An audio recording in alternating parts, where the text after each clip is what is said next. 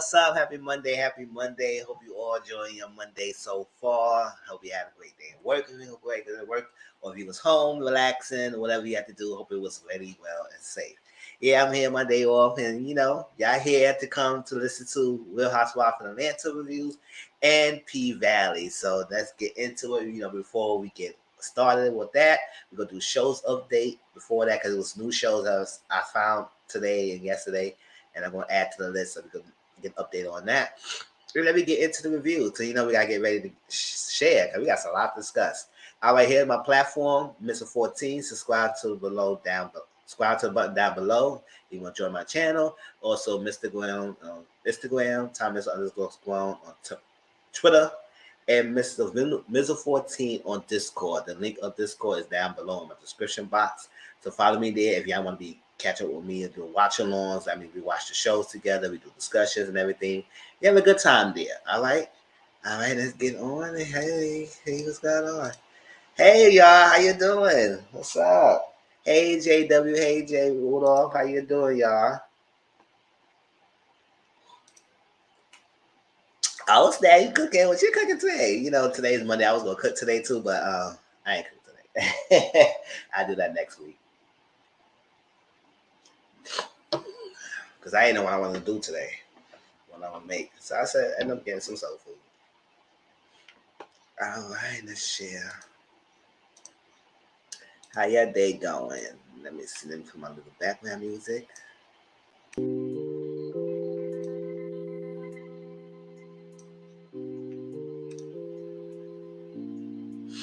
Oh, I'm drinking water right now because not too long ago, like an hour ago, I was like resting my eyes and sleeping. So I'm waking up. Let's see.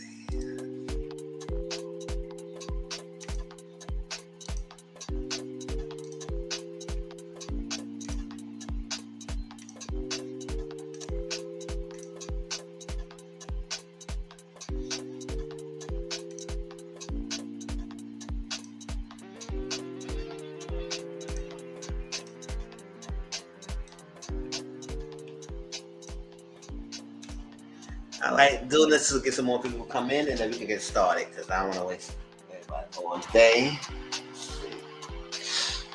All right, Celebrity Marriage Huntsville season 4 is on break right now. It resumes in September. That's how I was told. So we have a couple months in between to relax. Hey, Auntie Mama, just find some ways. The only way to get good.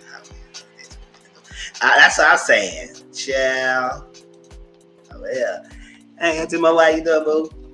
All right. So yesterday I reviewed Love and Marriage Huntsville in DC. So if y'all did not catch a review, here it goes. I'm going to post it here.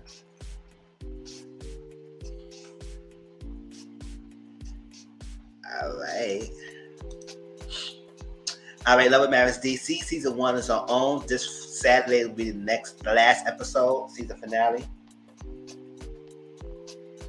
So we will watch that, and then next Monday we'll discuss it, and after that's a reunion.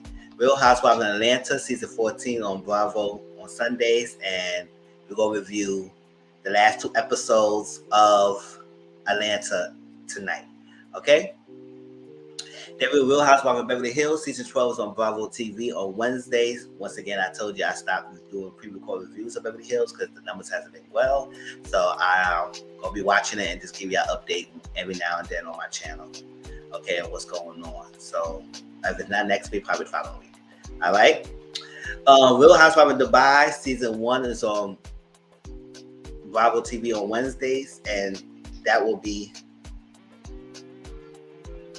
I'll continue the reviews on that. So stay tuned to that. The numbers has been doing well, and so far I'm enjoying the show. Let me stop the camera real quick because this Wi-Fi thing is going acting up, y'all. MTV Catfish season 8 is on Tuesdays. Please catch my reviews. It'll be uploaded on Wednesdays. So yes, the season hasn't been given so far, but I'm still giving reviews and people still watching them. So hey, Married to Medicine season 9 is on Sundays on Bravo TV, and we watched last night Married to Medicine, and it was okay. and we will review it next Monday. When it will be episode 1 and 2 review on next Monday on the channel. All right, Bell Collective season 2 premieres July 29th on OWN. I will review Bell Collective. Let me put that on. I will review Bell Collective.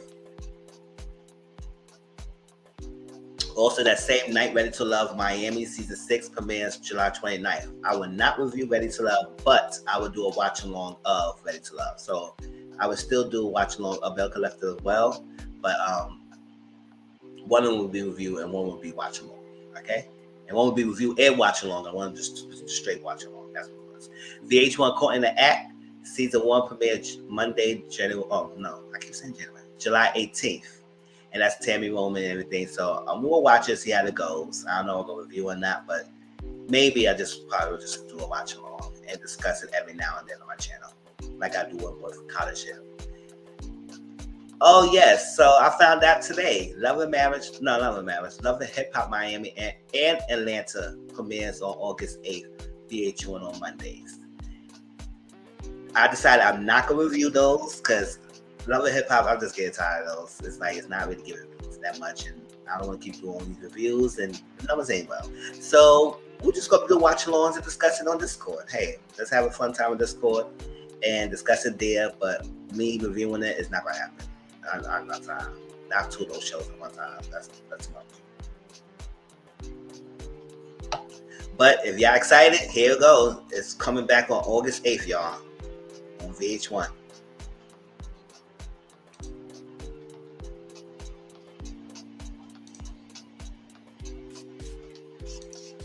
PVALLEY season 2 is on Stars, and all right, thank you. I can't. Love and Hip Hop hasn't been doing great lately. They changed the direction, everything. It's just too much. I saw a little clip, and I still see Yandy in Atlanta. I see Ray J and Twinkie. I don't know when they gonna be on, Miami or Atlanta. I think Atlanta. Yeah, I still see what's his name? Trick Daddy. You still see Trina. Bobby Likes. Still Safari, and a lot of other people that was on it. Rashida, Kirk. It's the same as people all over the world. Jock, the same. RuPaul Drag Race season 7 All Stars Winner Circle. It's on Paramount Plus and it's really good. I'm enjoying it, y'all. The Black Hamptons on BET Plus premieres to be determined. I gotta find out the exact date. That's book. That's the show based on Carl Wilber book, The Black Hamptons. And when premiere, we'll see how it goes. College Hill Celebrity Edition on BET Plus. Like I said, I reviewed the first 3 episodes, and I won't do the next set of episodes until after episode 6 or 7. So that will be continuing on my channel after a couple more episodes. All right, Real Side Chick of Charlotte season 2 premieres to be determined. They said sometime at the end of this month, so I gotta find out one platform. But if it does come out, I will review it because it's a fun time review show. It's not to be serious, not take it seriously, but to have a good time and laugh about it. All right. All the Queen's Men season 2 is on BET Plus. Premieres July 14th on Thursday. I think it's this Thursday. So I did review season 1, and I may not review season 2, but we'll see how it goes. If it's nice, maybe I can do an overall concept of all the Queen's Men and talk about it on the channel. It's like probably like a one-time thing. Like Rap-ish premieres July 21st on Thursday on HBO Max. It's a new show for Issa Rae. If y'all know Issa Rae, y'all know Issa Rae did that show Insecure, one of the shows I reviewed, and it was really nice. I enjoyed it, but she has a new show coming out. So, and she's a good writer. And it's basically 2 high school girls or 2 girls from childhood. They came back together. They forming a rap group. Basically, that's the whole general concept of the show. And we'll see how it goes. And it's on an app, so there's more free reign than, being on a regular network. If you show my channel, Catfish Review on Wednesday, Dubai is on Thursdays, Movie Night on Thursdays. Next Sunday, the 17th, will be Mizzle Social Corner. So if you have any topics, please send that to me, and I discussed it. I know one topic so far is going to be Jen Shaw pleading guilty. So we're going to talk about the update on that on Real Housewives for Salt Lake City. That's one of the ladies that was on trial. And next Monday, we're going to talk about Married to Medicine, Love and Marriage DC, and probably Real Housewives of Atlanta. If it's no P-Valley, then it'll be just 3 shows. With P-Valley, then it will be just Married to Medicine and P-Valley. Okay? I think that's it. Anything else?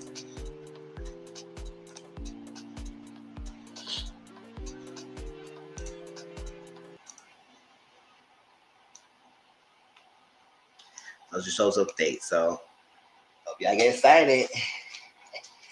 All right, let's start with Real Housewives of Atlanta. Let's get that going, man. And I'll try to make this more conversational. So if you got anything y'all want to say about this show, let me know, because I got some things to say about some of these ladies, especially Marlo. Marlo's getting my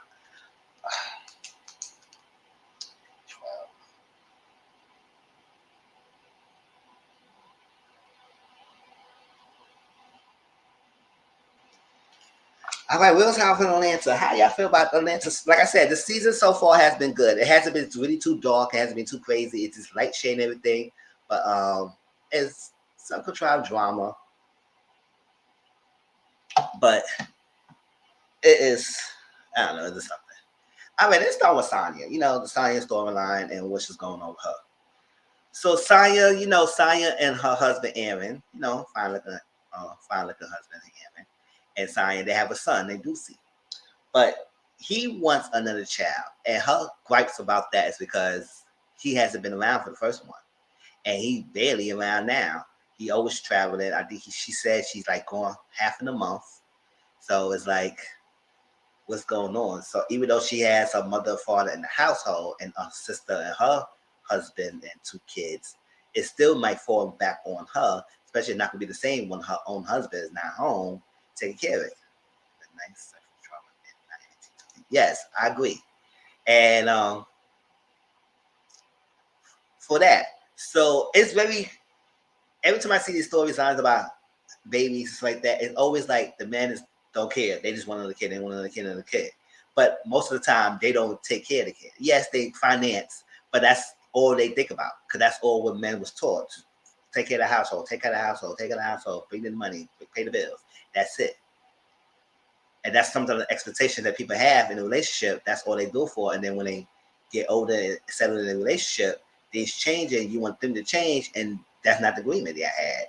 It's very hard to change their mindset. All they care about, all right, I've been at home and everything. And he mentioned last night, he said, listen, I'm traveling, I'm all that stuff like that. I would like to be appreciated that I'm traveling, doing this for the family. So that's nice, but why you always want to throw that in the face? It's like you want appreciation of traveling and do something that you're supposed to do, the household goes. That's what you want to do. You wanted to travel, that's the business you had after football, whatever you was doing to maintain the household, that's fine. But at the same time, if you was barely here for the first kid, what make you think I want to pop another one to take care of another kid and you're not going to be around? That's stupid. It basically is stupid. I'm sorry. It's stupid. And everybody trying to keep telling Sonya that she should do it to make her husband happy. I said, and none of y'all understand what the hell she's going through. Even him. Like, I just don't know. And she said, will you resent me if I don't have another kid? He said he don't know. I said, no means no to me.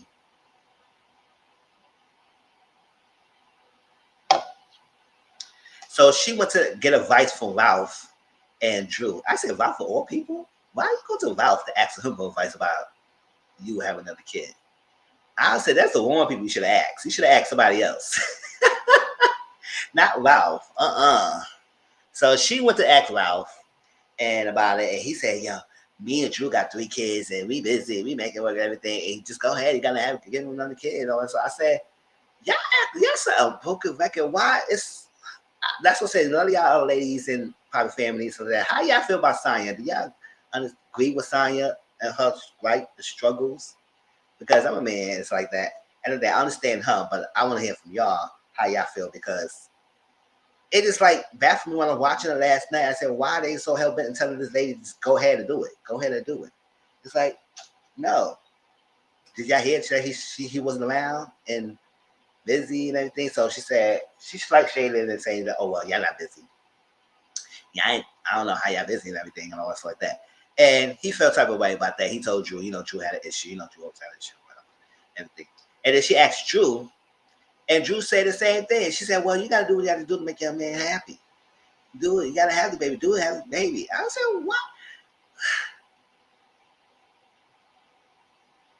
It's not just the baby. It's just that go through all that stuff, the stress, the body changes, everything. I don't know, maybe she want to go through all that again. And then just doesn't help that he's not home most of the time. So it's like, I just understand why everybody's just so pushing her to have this baby with this guy.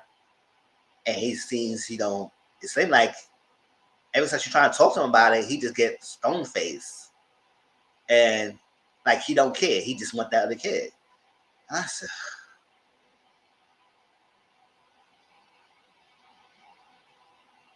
I don't know. And it's like a lot of guys still were saying, oh, it's just the baby, this baby. Y'all want to do the procreation, but when it came to the babies get here, y'all don't want to take the work. And y'all want to lift the finger. It still falls on the woman. So what about her dream? Like she said, she had dreams. She had aspirations. She has goals. She have other things. All that stuff like that.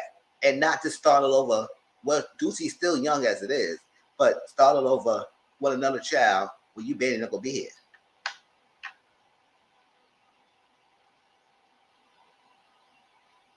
Uh-huh. And it's not a damn puppy. That well. And then they need to.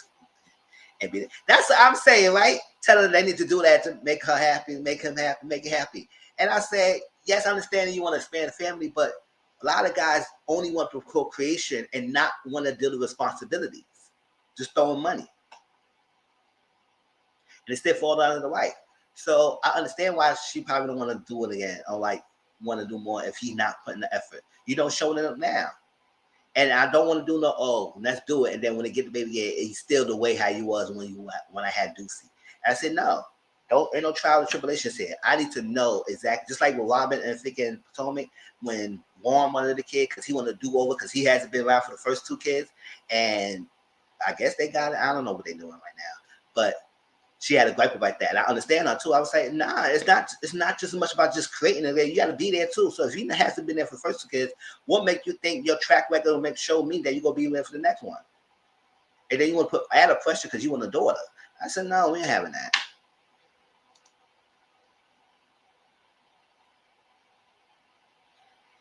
So Aaron, get it together, man. Because fine or no fine, you need to step up. And you staying there being stoic and go by your good looks is not gonna help. And I don't feel like she's complaining. Just no, I don't feel like she give it to you. Do right with this one you have now.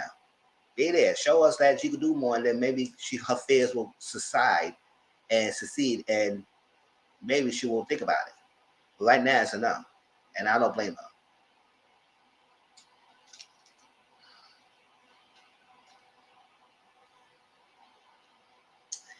Oh, she by lock up. Listen.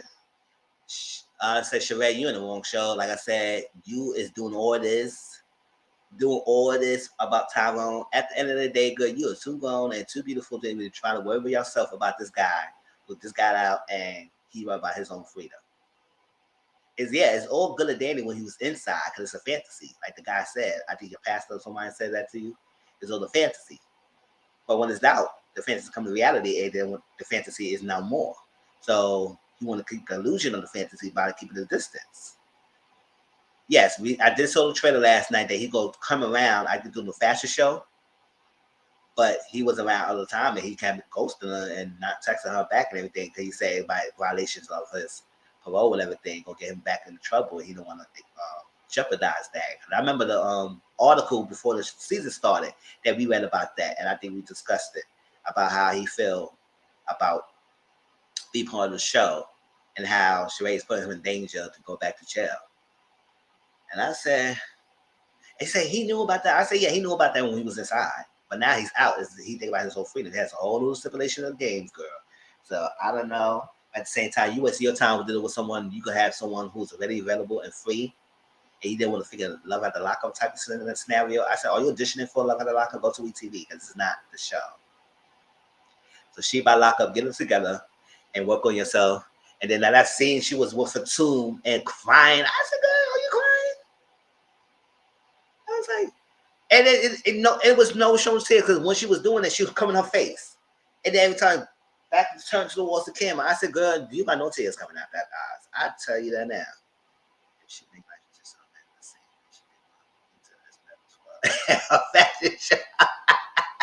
yes, it's like, girl, get it together because you was doing the most. With this Tyrone breaking down and crying and stuff like that. And I remember Nene told you about this guy. It's like, no, there's no trouble, it's no good. But you learned the hard way. You didn't want to listen. I tell you, females don't want to listen. They want to learn the hard way instead of taking advice. I'm not saying that every person will give you advice. You got to listen to them. But at the same time, child, most situations of people who get out of jail, it's not always end up the glory and glitz and glamour and the grass is green on the other side type of scenario. No, it comes most of the turmoil. If you don't know, watch Love at the Lockup. Child, it's the same. She'll know you. Get your research going. All right, so she breaking down for that. So she wanted to rejuvenate. She wanted to have a party. We get to the party in a minute, so like that. But she wanted to rejuvenate, to cleanse herself, get out of time on her mind, and all stuff like that. She working on her fashion line.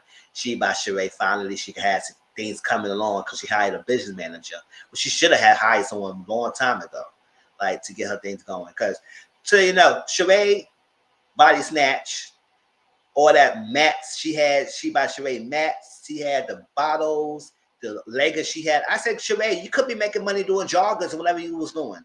Like, come on now, you playing games. Where there was no fashion. Yes, it was no fashion. But now she has something. Yeah, so you could be making that and doing something. Now she's like, oh, we work in progress. It's work in progress. So I said, you can't say everything is a work in progress. Get the water bottles and the mats and leggings up and running so you can make some money to the Sheba Restaurant. Get up and running your other fashion line. Girl, when you wore that leg and your booty was all fat and everything, I said, girl, look at that booty. Touching out, girl. Chad, you better make that because shows going on. These ladies want love that, have that. You better get going. Sure. So what else? Major Archer. I don't know how long has it been. Child. Was she by lockup? I don't know what to tell with this girl. I don't know what to tell with her.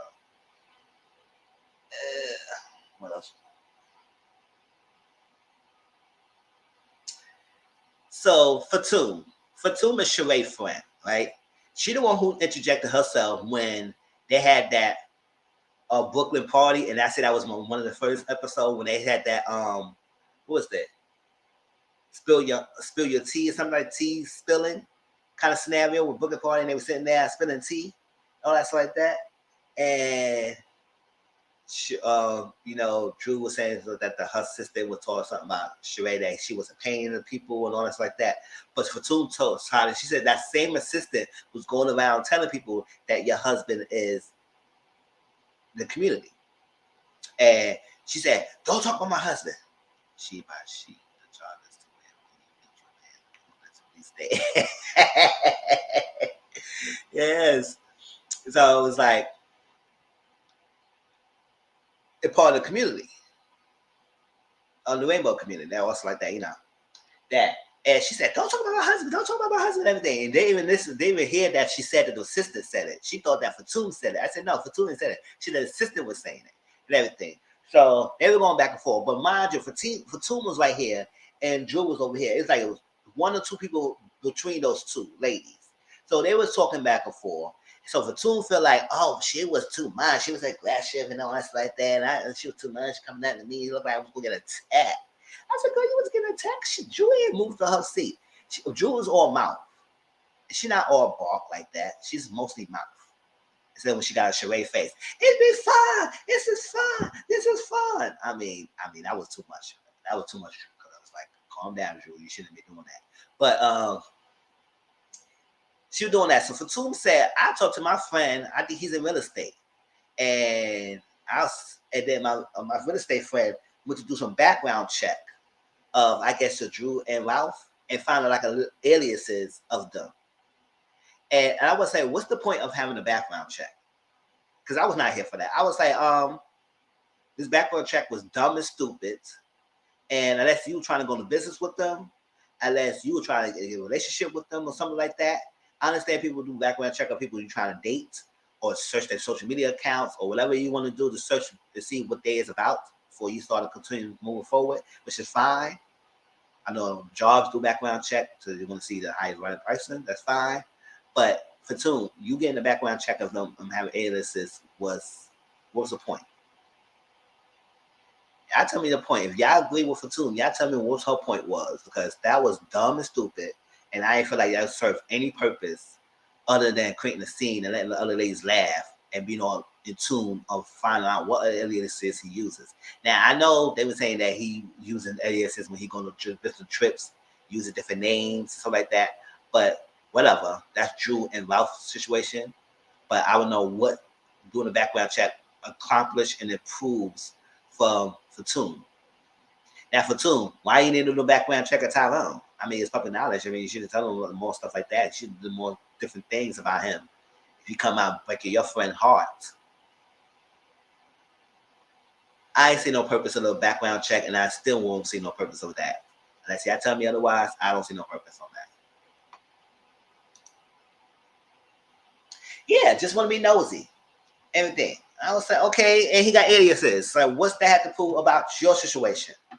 What your organization? So he did all that. She want a background check. So every other lady you gonna have issue with, you gonna do a background check with every one of them? Let me know. Then you be equal opportunist. But if you only do that for Drew, then you need to sit your behind down, girl. So you're a friend of the show. Don't be doing a little too much. So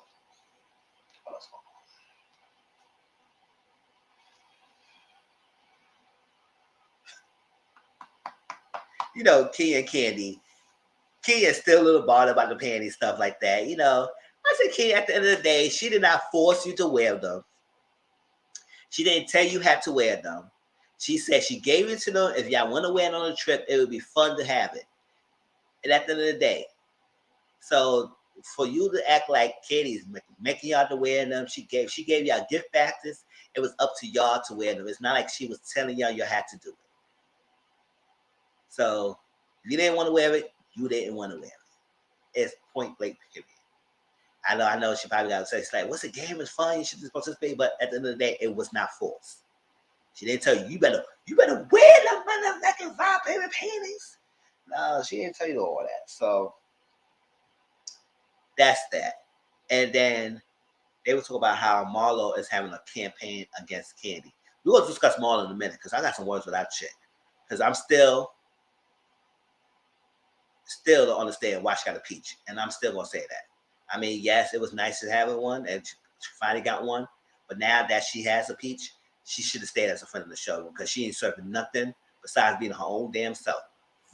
Rude, mean, and nasty. She's not being shady. She's just being nasty and vile and mean for no damn reason. And stop using your freaking foster care upbringing as an excuse for how you treat these ladies. Because you just a vile and vicious. We'll get to Marlo in a minute. And she's not hand campaign because she's like she's just hell bent want to have an issue with Candy and also Kenya. It's like, what the hell? Maybe somebody put you up to it. Somebody probably put you up to it because you're doing the most. You're doing the most, Marlo, and it's not funny at all. You think you're being funny, whatever, it's not. Because based on what I read on Twitter, everybody's blasting you behind. It's like, what the hell is going with you, girl?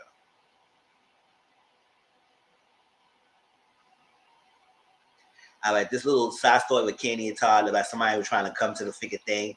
I said, who was this nasty? Who was this little young boy? Look at delusional boy say he was working for Beyonce and he said he know Candy was working in there and all that stuff that he need to be there.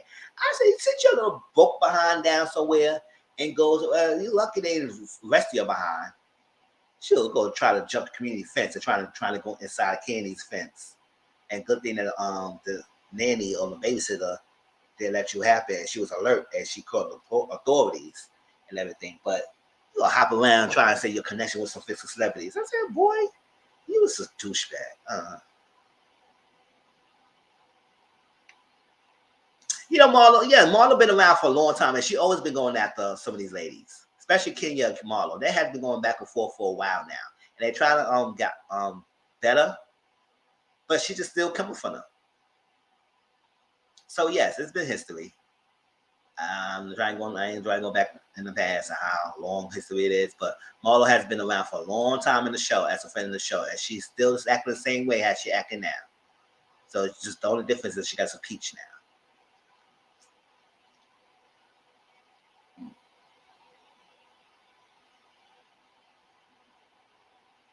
Okay, let's go to Marlo now. So this is why I say I don't care for Marlo, because she's doing too much.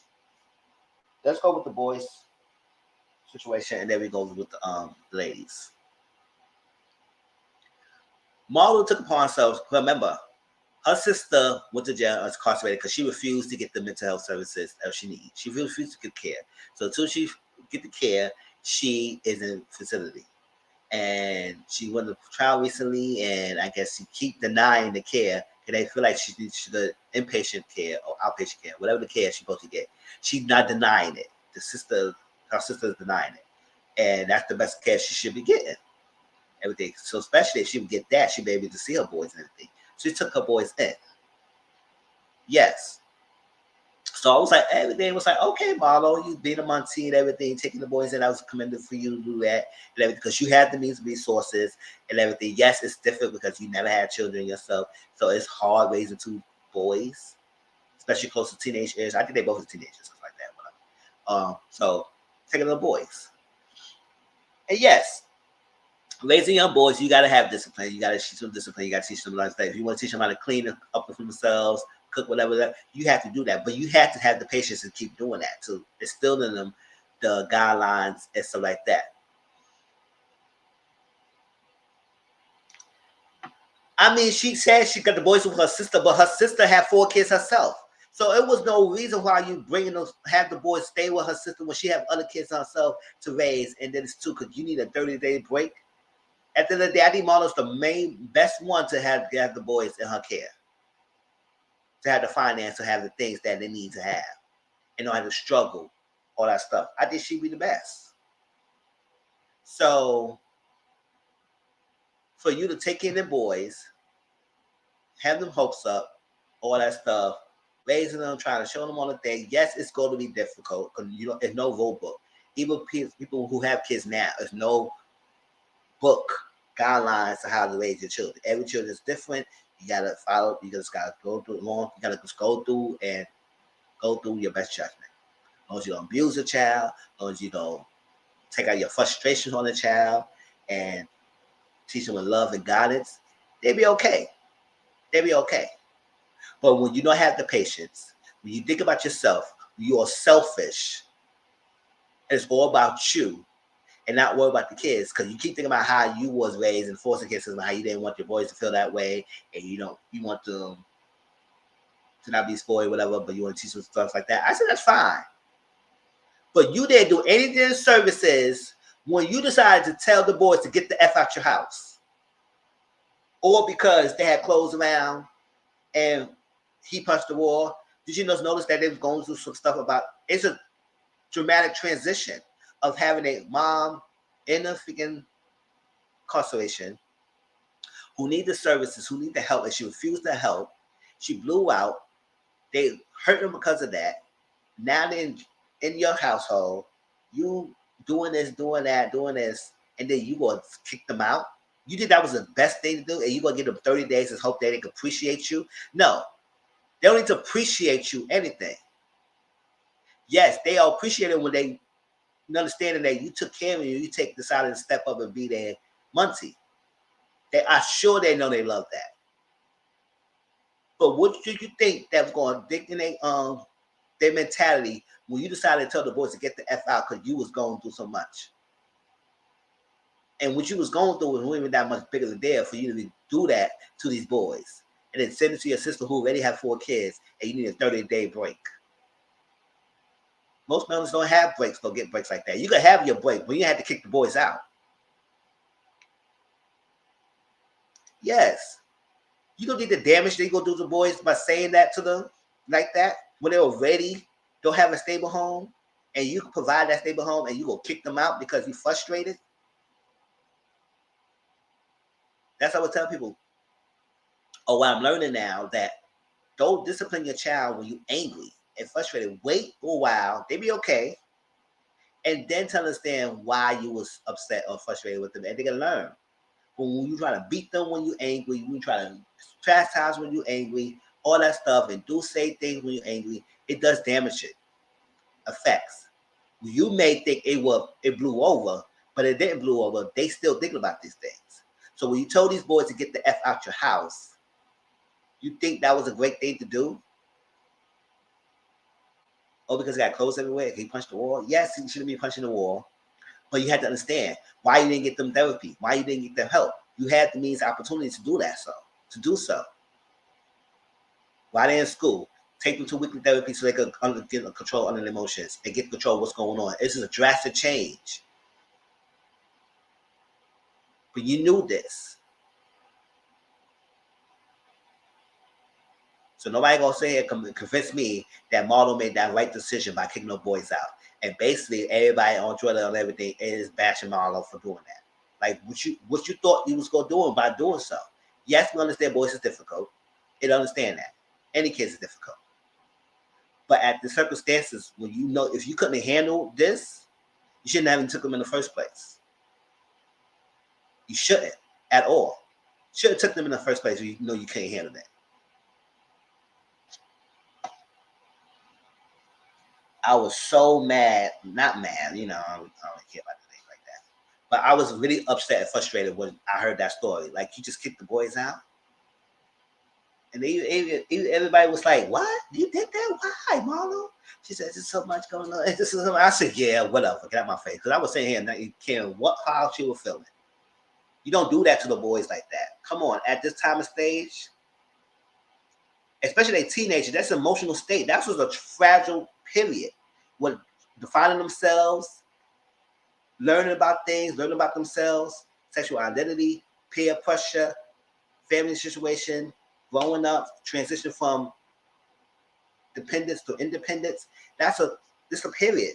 This is a major turning point period of anybody lives. The adolescence years is the most important years you need to be present in their lives because this is a transition stage to alter them, to shape them when they want to get to the young adulthood. So if that stage is fragile, then a young adulthood into their early years will be fragile because this foundation, when they're in adolescence years, has not been stable at all.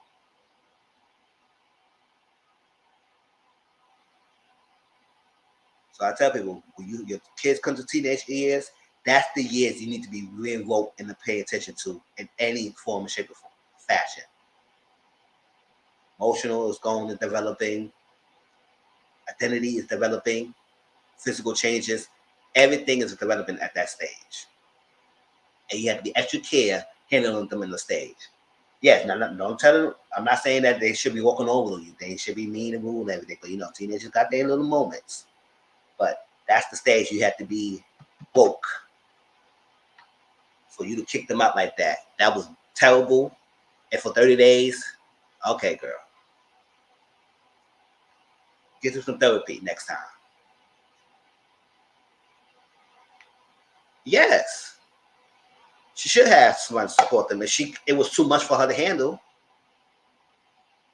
And at the same time, get them in therapy to work on their emotions because there's a lot going on with the boys. It's a sharp transition. It was a lot going on.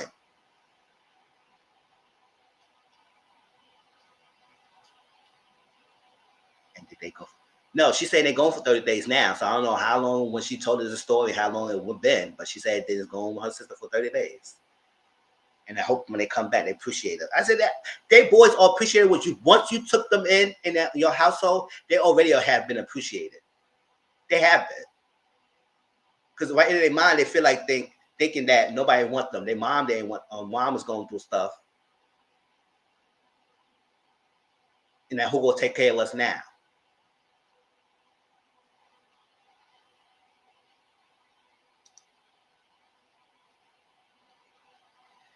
So because of what she's going through, she's gonna be a nasty and rude to a lot of ladies in the cast. Like, so, she has been coming hard at Candy because Sheree is feeling like Candy should reach out to her. But Candy said, I wish you. And yes, I understand both sides. I understand Sheree, like, okay, if you find out, if you heard from other people about what I was going through at time on you, I was wishing you would reach out to me and talk to me and find out how I'm feeling. You, my friend, and I was hoping that you would do that. But at the same time, I understand Candy when she was saying that, well, I was waiting for you to tell me. Because if I can hear from someone else and then I come to you, then say, who told you that? And I feel the same way. I was like, I need to find out for you if I want to reach out to you. It's like, okay, if you didn't even tell me, what I'm reaching out to you for? Now, yes, if I heard like a death in the family and everything, and I said, oh my gosh, let me say, oh, you okay and everything. But even then, sometimes people say, oh, how you knew? It's like that. So it's like a gray area about that. You just gotta know your person. You gotta know your friends you deal with. That's all. That's what I'm gonna get. You gotta know your friends you deal with. Now, she may expect you to reach out to her with things going on. If she tell you directly or not, just do it. But on the flip side, I do understand what Candy said. Y'all expect me to do this for y'all, but y'all yourself don't do that for me. So we're not doing one-sided thing. If you want me to reach out to y'all need to reach out to me. And if I have been reaching out to y'all, and I have been helping y'all, and I'm doing this every time again, based even on my busy schedule, and I reach out to y'all, and y'all don't reciprocate, yes, I'm gonna fall back, and y'all just gonna be in your feelings. And I know that when I get older too, now, like I always reach out to people, always reach out, say how y'all doing, everything. I don't even need to have a whole long conversation. I say how you doing, because that statement means it just don't mean a simple thing. It means something what you stay in your mind going through. Now, if something going through, you want to talk about it, let's talk about it. You don't want to talk about it, you want to keep it simple, short, and just say good. I say okay, good. Right. But my doing that so is making me feel like okay, I'm gonna keep up the friendship. But what's not being reciprocated to me is like okay, so what I'm doing here, and when I stop texting and hitting people up, I realize people don't really dare can't hit me up, and I want to handle back on they still respond. I said okay, so what's wrong with you? You don't care about me that much, and you don't want to think about me. So I was like, at this point, I was like, whatever. When I want to hit people, I hit them with people up, but I'm not stressing nobody in their lives and all like that. I can still be sure it's gonna hit you up. I said, oh yeah, okay, but I don't hear from you. So when you expect me, I'm not gonna keep reaching out all the time. That's not happening. So I feel what Katie was saying. I said, nah, y'all do the same. So why I'm gonna do it? So she said, y'all frustrating me. They said, I don't want to frustrate you, stuff like that. Now with her Kenya, with that drop of Drew event, I said, Marvel said she doesn't go after people's family, husbands, mothers, and everything, and she did all that to Kenya. And then I like what Bravo played the playback. I said, Marlo, you was full of it. Because at that figure dropping the Drew event, you do a dig at Kenya about bringing up Mark. Like, let me tell y'all something. When your read against another woman is about another man or can't keep a man or whatever, that's tired and through. That's a tired and through read. Find some other materials.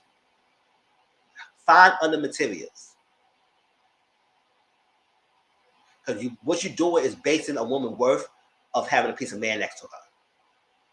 You diminishing her worth by thinking that she needs to have a man next to her. And now I'm not saying, Marlo, Kia is way more established and well known than you. So you need to sit your behind down and and think about your boys that you threw out. All that stuff.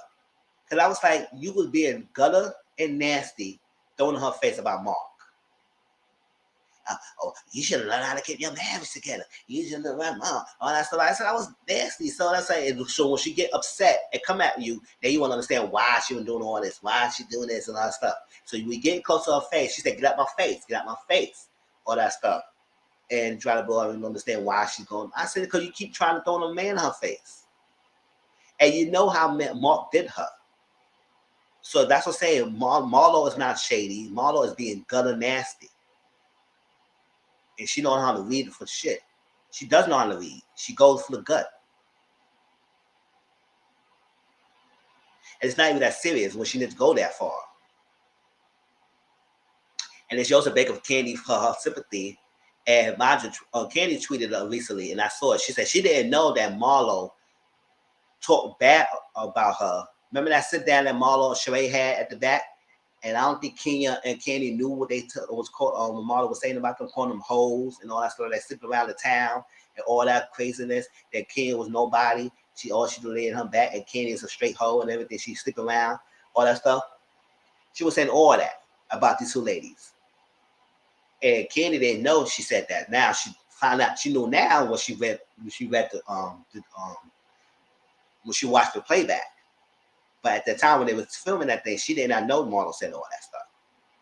It will come out. It will come out, y'all. It will come out soon. I can't wait for reunion, because how dare you be so vicious and mean and want to be people to be there for you, and then you wonder why people don't rock with you like that, Marlo. Like you just nasty. You got a mean spirit for everything. Let me see what else is going on. So Sheree put y'all on the party, and then we're gonna move on to PVALLEY, because I think everything else I discussed. Sheree put y'all on the party. They had a good time. Like I said, oh baby, Sheree with her food. I said, Sheree, you know how to host with the food stuff. I said, girl, next time you bring me some plates, let me come over there, because he had to spread the food and everything. All the food was nice. There was no sushi and none of that stuff. But he had some nice spread, he had nice food, he had like desserts. I said, all right. It was a pajama sleepover party. And we had a blast from the past. Lisa Wu came. I said, go ahead, OG Lisa Wu. All right. She came. Everybody was there. And they had a good time. Kenya was drunk. Kenya was loving that bottles. Kenya was loving herself. She was, and then she let her head down. And I said, this is the fun Kenya, drunk Kenya. I said, Kenya was doing a lot. She was responding, talking, falling out, and doing all that stuff, having a good time. And she was paying Marlo dust. And at that party, Marlo was trying to get Kenya attention by throwing jabs at her, and also bringing up Mark's name again. And I'm glad that Kenya paid no dust, because you were trying to get a reaction out of her. But I said, no, Kenya's like, look, I'm drunk and I got a good high. You're not going to mess with my high by coming after me. Like, and then she sat down with Candy. Said, I was going through a lot of boys and all of that. And okay, yeah. So they're playing this yes queen thing. If you say something nice, then you gotta say yes queen. Drew was failing miserably. Like she cannot be a nice. Like she said, when I get along with some of the people in this table, when I get along with most of the people at the table, I said say something nice. I ain't saying how long you get along with, girl. Like come on, Drew. And they also did some painting of naked bodies, of men bodies, woman body, penises, and then they had two naked models. One of the models, I was on Twitter last night, and I saw her, and I saw the lady. I said, oh my God, is she a freaking lady? I said, I gotta find her Twitter names. I gotta let y'all know what it is, because she know a lot. But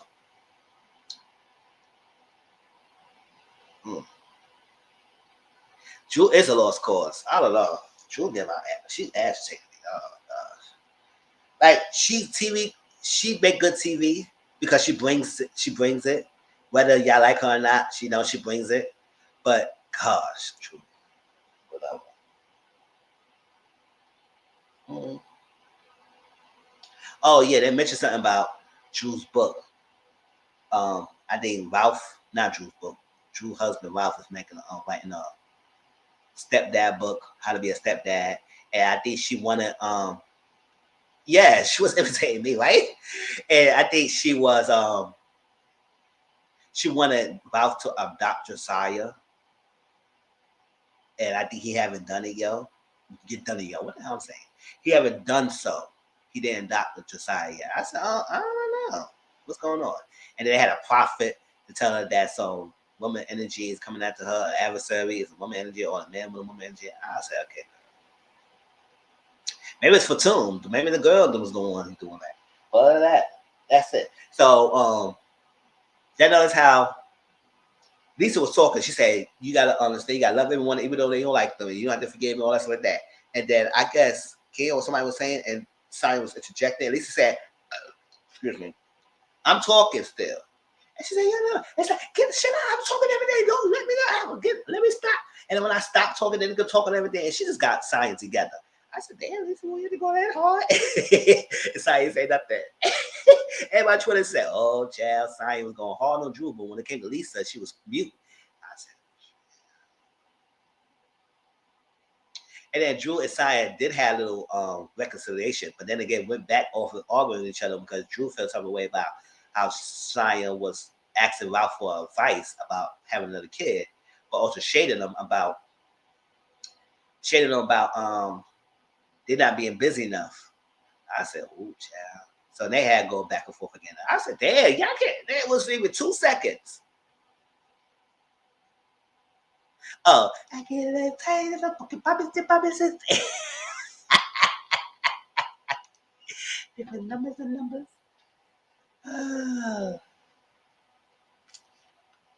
Oh, no.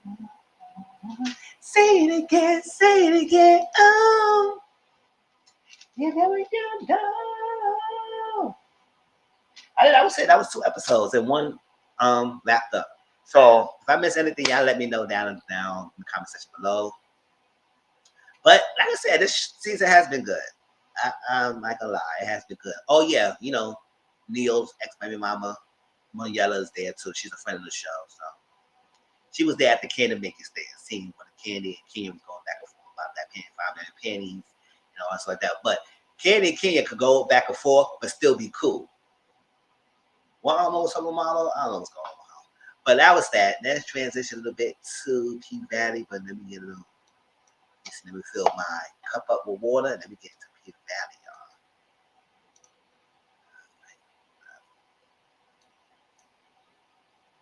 Right back.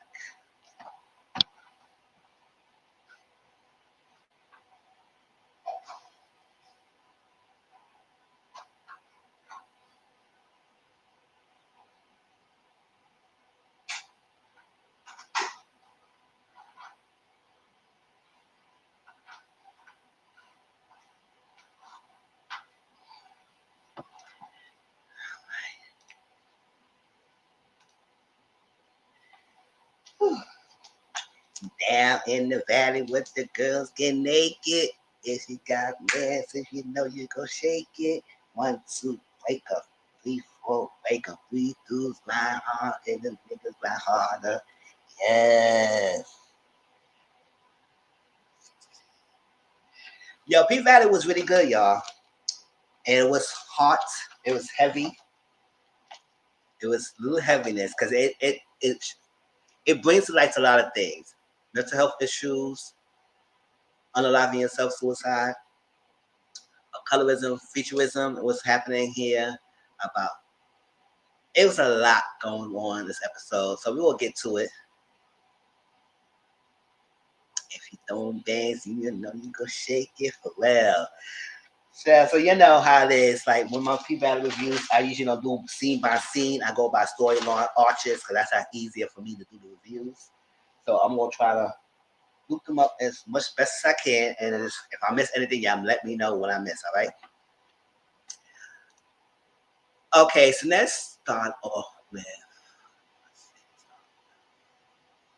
Yeah, let's do roulette, get you square, and everything else like that. All right. So bucket replica. Let me see. I shouldn't have watched it again.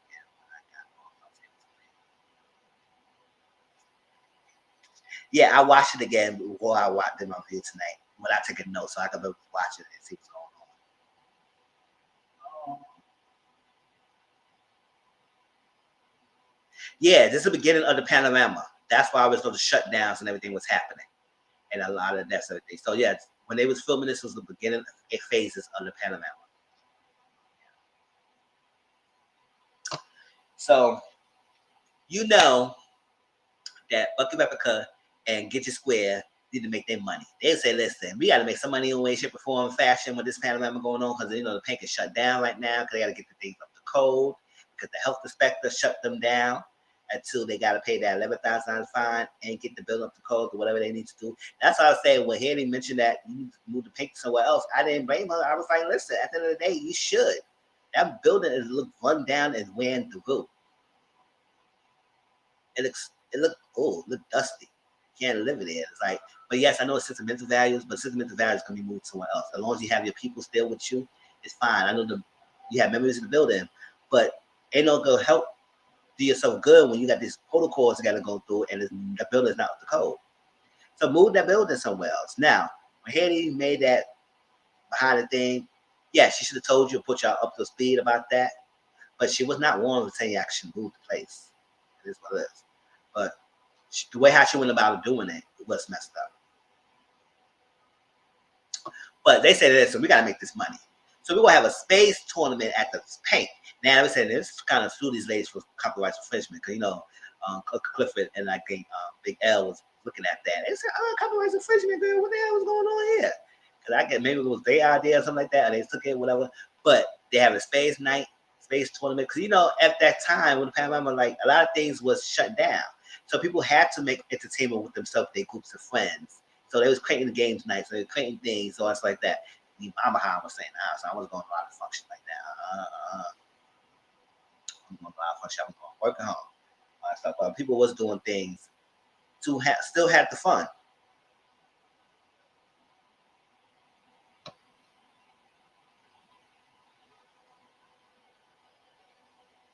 Yes. When we get to it, y'all just put down what y'all see, because some things I might miss. But that's what it's here for. So they would decide to have the space tournament at the paint. So they was doing a pole battle. They were doing that. They was doing a pole battle. They was going back and forth, back and forth. I said, oh my gosh, what y'all doing here? But Rebecca did her thing, and then Get Your Square did her thing, and they was trying to one up with each other. It was like a competition without saying it was a competition. But it was in a competition. It was a battle on the pole. To the point that Rebecca got to the thing, and she got on it, and then she started gripping the pole, stayed aside with her legs like a freaking monkey. I said, what the hell is this? What the hell? They must have hold you up with strings. So I don't know how the hell that was happening. Yeah, they were pole battles. So they was like, girl, they was going back and forth. Back and forth. And I said, okay, y'all doing that damn thing. So one of our customers, Terrence, the one she gave head in a freaking champagne room, and he gave her like splits to do it. Stacks. He was asking her, hook him up with Get Your Square. That's Whisper. I nicknamed Whisper and Boulay. So Get Your Square, Whisper. And he said, cook me over. She said, wow, what's going on? Why you need her? I'm like, yeah. He said, no, I'm going to throw some dance to her and everything, trying to hook me over her. You think she would get down? Because I would shorty her box out and everything. She said, oh. It's like, I would wish I would have had a lady in my back, in my box out and everything. He said, no, I'm playing around and everything and her stuff.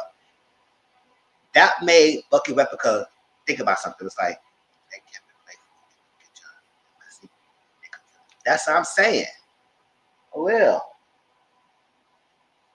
so Bucky Replica looking at Whisper, I said, why he so hell bent? That right there shows a little bit of featureism and colorism. You know why? Because it's prevalent that people feel like the lighter you are, the better cleaner you are, the better thing you are. You're not dirty, you're clean, you're great, you're more featured, you're more valuable, you're more desired. So the fact that he willing to give to Whisper, Get Your Square, and rather only receive when it came to Bucket Replica, it just shows that he desires Whisper more and only took what he needed to take from Roulette. And I don't know if Roulette felt that type of way. Maybe she felt that because it's like, oh my gosh, he had me going down my knees, service him, but he's willing to give her. And maybe he felt like that she had strong hair, like long hair, and the light eyes and the lighter complexion and all that stuff like that. And it just felt like he think that Get Your Square was more desirable than Bucky Replica, even though he knew Bucky Replica first. And I said, that's must could be a blow. So I don't know if Bucky Replica was looking at that, was like, okay, is she trying to set her up? Or she just feel like she just feel a little envious about that. I okay, how dare this guy go trying to come down here and try to think that she's more desirable than you and trying to do all that stuff for her. And I'm on the receiver end and you wouldn't give her. If that's the case, you could have did opportunity between both of us. But no, you show your hand by trying to make it seem like this looks is more desirable than you would do something to her more than you would do to me.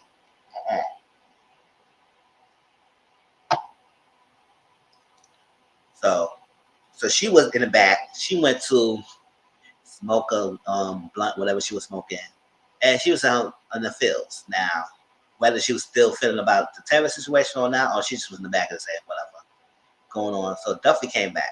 Duffy come out. I said, oh, look at Duffy. I said, oh, look at the fine ass Duffy. So he said there. He said, what's going on, girl? He said, what's going on? You follow me or something? What's hell going on? And he said, yeah. He said, you're the most beautiful woman here. You this is that. I said, When you were saying that Gidget 1.0 was there, will you be saying that? Because you know Gidget's not talking to you right now. So will you be saying that if she was still there and Buckle Hubbard was sitting in that car, will you say she'd still be the beautiful woman there? I can't with them. So they talking back and forth, and she said, listen, I F with you. But you know, I'm a hoe, right? Let it be known. Like, listen, yes, I do this pole work, but I'm a hoe. 304 over here. G's up, G's down. Like, straightforward. And he said, okay, that's fine. Because I'm a hoe too. I said, oh, not the whole power. The whole love. The whole love. Those need love too, y'all. So they started kissing and getting down. I said, oh. We'll see how much that would go for. How far they would go.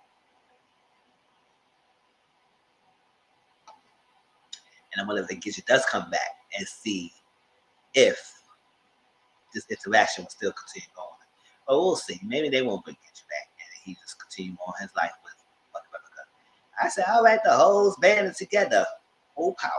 All right, so the whole love. Yes, they gotta have the whole love over here. They need love too, y'all. Sure.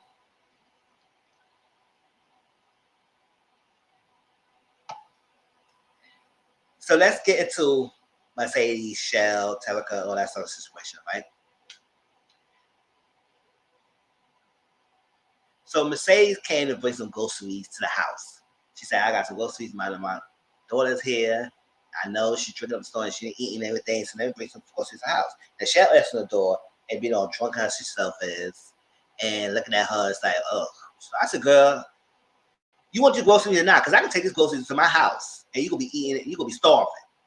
But no, but I said, I know my daughter's here, so I gotta make sure she eat. So she got her house and they talking.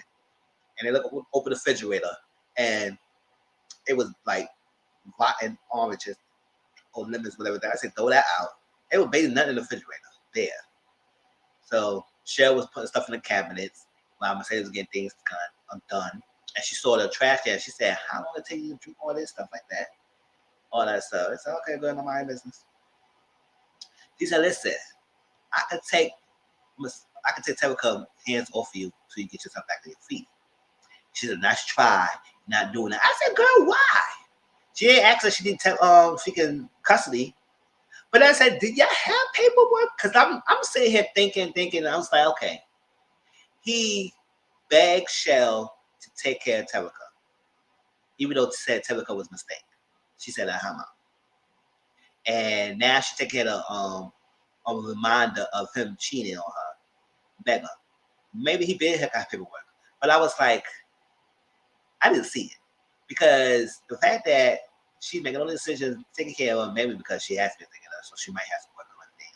So maybe they do that. But I would say, Dad, you can't let her take the typical hands off of you for a few seconds, like everything. So you get yourself back to the free. She said, well, can I get a job? And I'm not trying to get no job in the pay. I said, you got one last thing trying to bash me in my job profession. At least I'm still working, girl. Come at me now. I'm not saying it's your fault because Panorama did make her lose her job. But at the same time, like, girl, get yourself together.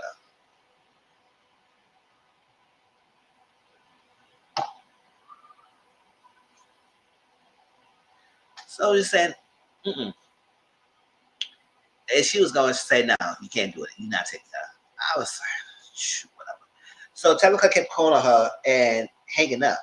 Like, trying to call her, hanging up. And then Coach called her. And while she was on the phone with Coach, Tabitha hanging up. And she said, let me call you back. But Tabitha, she hanging up. I said, what's going on? She kept calling and hanging up, calling and hanging up. So I said, what's going on?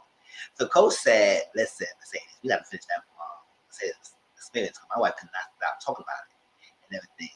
They need to come here and let's get down. And she said, I just want to meet you. He said, no, if my wife happy, I'm happy. Okay, if your wife happy, you happy. So why are we going through here in this next scene? Let's get to the house. So they in the house, and they were sitting down. Fab excited to see her. You know, Fab and her got a little thing going. And that's that. And Fab excited. So Coach was going in the back making some blender of trying to get his thing up or whatever he was trying to do. And I said, oh, child, Coach. So they went in the back and started doing it. And Coach was tied it through. I said, oh, the same as freaking pump he was doing.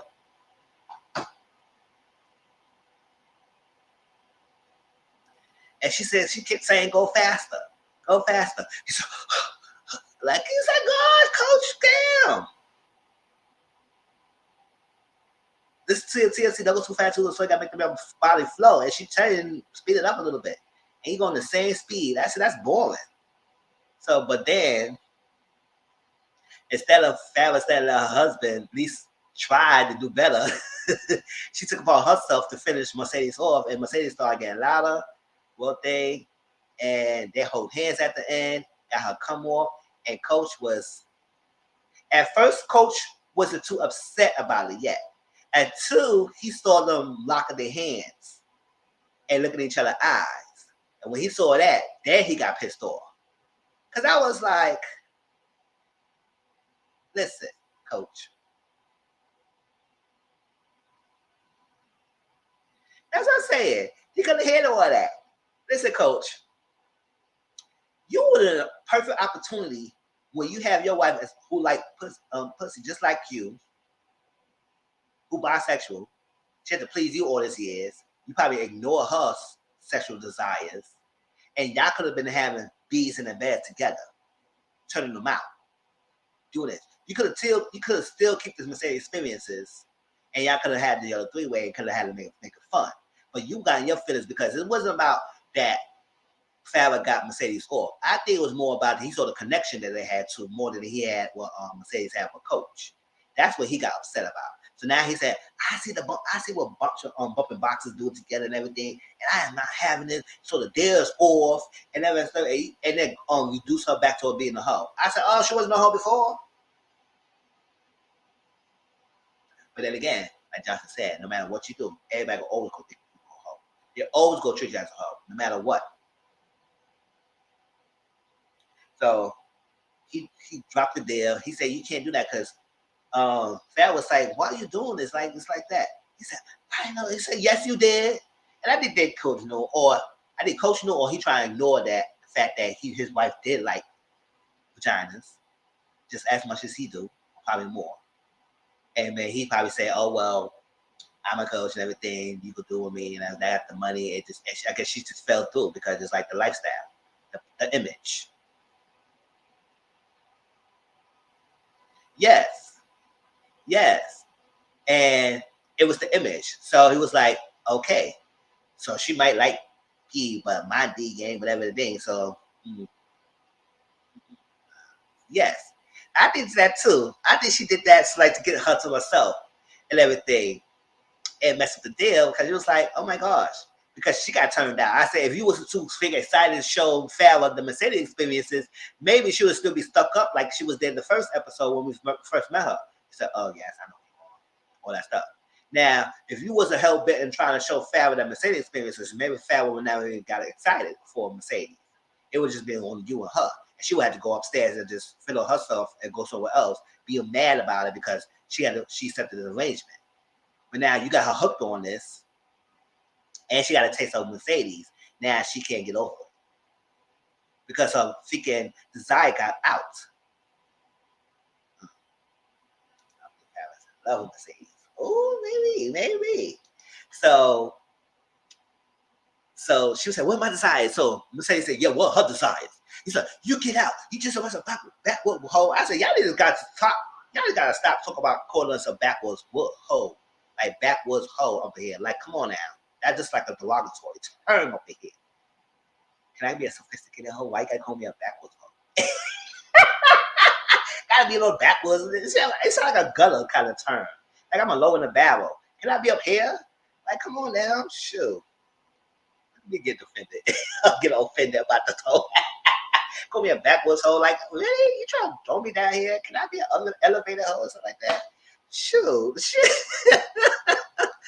Chill. So he said that. So he said, "Oh, I think about saying he's not the moment." I said, said Mercedes, this is a problem here. If they want the services, you get your money first and do the services. Put that money in your suitcase so he won't have to go in your suitcase.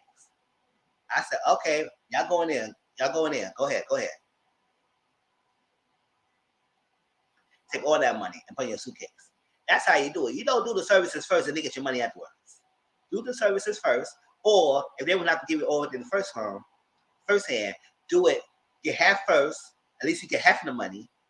And then if he decided on nig, you at least got half the money. Or get your money first. That's how I say it. Sure. So Farrah, as it is, because she can't like lose her freaking marriage for Mercedes. So she gave Mercedes her shoes and she said, "I'm sorry." But I don't think it won't be the last of them. I think she will try to help Mercedes as she probably will help Mercedes behind Coach back. I don't know. Maybe Coach will get a turn around and get off of his house horse. Because I was like, "Coach, this could have been your advantage." Most men would like women who like other women because mostly he won't mess with another man. So the fact that your woman is okay having another woman in the bedroom, y'all can have a good time. Why the hell you not?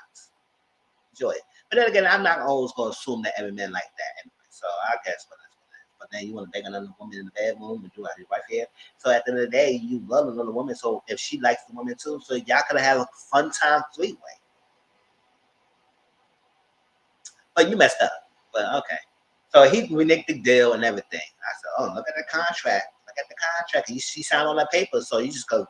If it said he could renege the deal, I said, maybe that's on the contract. But if it's not on the contract, I said, "You better get your money, girl." But I said, "Oh, child." So last of Mercedes storyline. So she went home now. She's up smoking and everything. She took her lashes off. I said, "Damn, I just lost my big deal. That was my money I needed for my freaking gym. That's the money I was trying to use to get a better house." Now she missed the condo. She don't have the condo anymore. I did. Now she got to go back working. Yeah, so that's what I'm saying. He wasn't doing it because he was tired. I said, "Boy, what the hell?" Oh, yeah.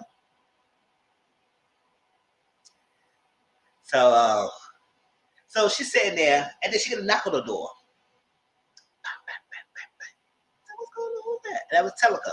Telika sitting there, like all the tears in her eyes. And at first she was like, "What's going on?" She said, "What's going on?" Put out a pregnancy test, showed her, and it said yes, positive. I said, "Oh." And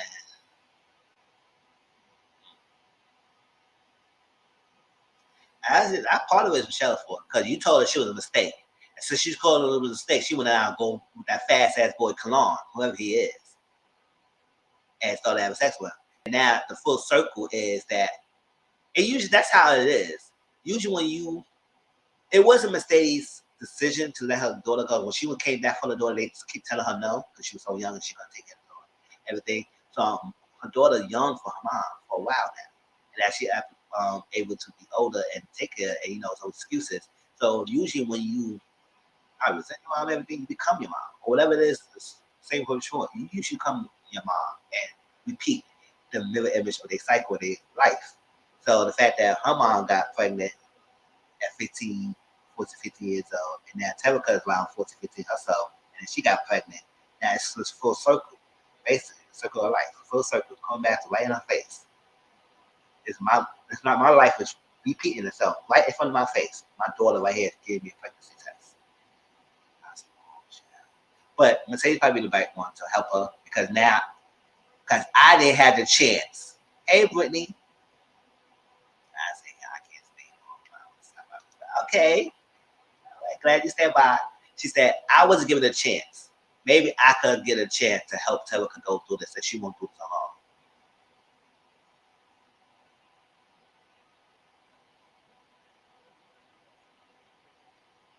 Yes. I was like, oh no, not to being pregnant. It's like the full circle of life, everything. And I said, maybe Mercedes would be the one to help her because she didn't get the chance.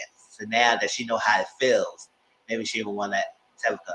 I don't know, maybe she would be angry because damn, why you get pregnant? Because I didn't want you to follow my life and everything. But at the same time, maybe she'll be more appreciative because she was a pregnancy and she was a teenager. Now her daughter gonna be one. She could probably help her.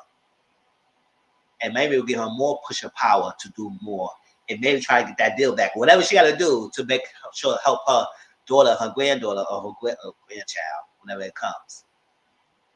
So I was like, we'll see.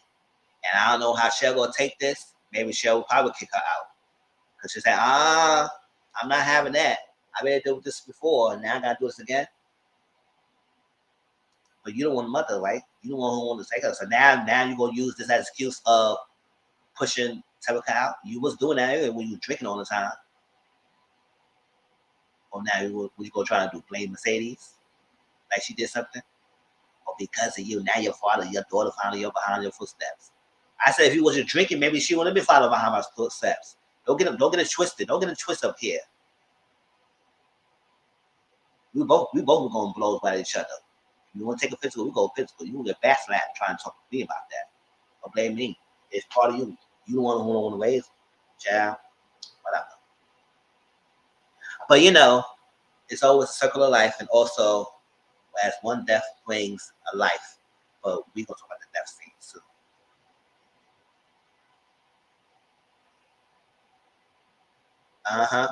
Yeah, a mother and a parent. Yes. You talk it's different between a mother and a parent. You met the mother who birthed them, but I'm the one who raised them. I said, and according to you, you were forced to do it.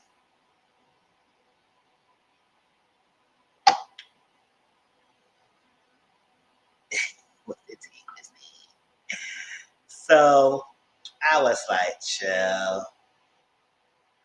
I said, this is gonna be something. We'll see how this goes. But I feel like Mercedes will be there for Terica and not let her go through this alone at all.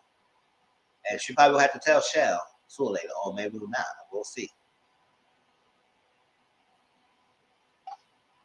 At first, we got to get that little fast ass boy that she has stuck with, Kilon, whoever that is. Mercedes knew about that boy, and Shell didn't. I said that she was only a booth, so why you didn't know about the boy that she was dealing with? Okay. I don't know why I call him fast ass boy, but we never met yet. Okay, Keyshawn. Last episode was all about Keyshawn. And we got the background story of that. And, the last thing that happened that, Derek got a rage and beat up, put his hands on her again. She confronted him about putting his hands on one of their kids. So she was thinking, I said, damn, Keyshawn, you got to get out of there. Because at the end of the day, if you continue down this path, you will see another person leaving the freaking show. And we don't want to have that happen, not especially Keyshawn. And yes, I think the age-wise of Keyshawn is around, she's 22, 21, 22 around that time. So, yes. Because I said so, right?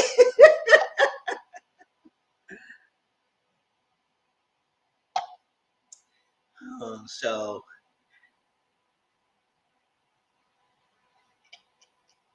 yeah, so she's sitting there. Derek said he got to go somewhere. She said, you want to come with me? She said, no, I want to go with you either. I said, no. Yeah. He said, what that rolling the eyes for? He might have to try to do me. I said, nah. I said, no, I ain't going with you. He said, all right, he going on. So she saw a pink, she had her pink gun and everything. I'm Charlie's age, question, and everything, but she ain't do nothing with it. So she got the gun. She said she got to do that's protection, I guess. So she waited. She waited till he leave. I said, yes. Moment. The moment that we was all waiting for. She waited for it. She said, she got her kids. She was ready to get out. She was ready to get out. She left the phone on the table because, he tracks her phone. He tracks her phone. So he left it there. So you can see it. I said, you're so douchebag. Who track her phone and everything. I would have poked that phone. No, but she didn't. So before she left out of there, she called Little Murder, storyline. She called Little Murder, and she told Little Murder that Rome tried it. He said, "What you mean? What you tried?" She said, "It." Oh, he said, "Okay, then it's good that he did then." Like that. She had to say the word. He understood exactly because Keyshawn and Little Murder had this brother and sister kind of relationship right now, so he understood without even her saying the word. He said, "Oh, okay, good." Because he didn't know why. He still don't know exactly why, how he just got down like that. But now that Keyshawn told that he tried it, he said, then his karma is dead. Yeah, fine, go, whatever. I don't care about him.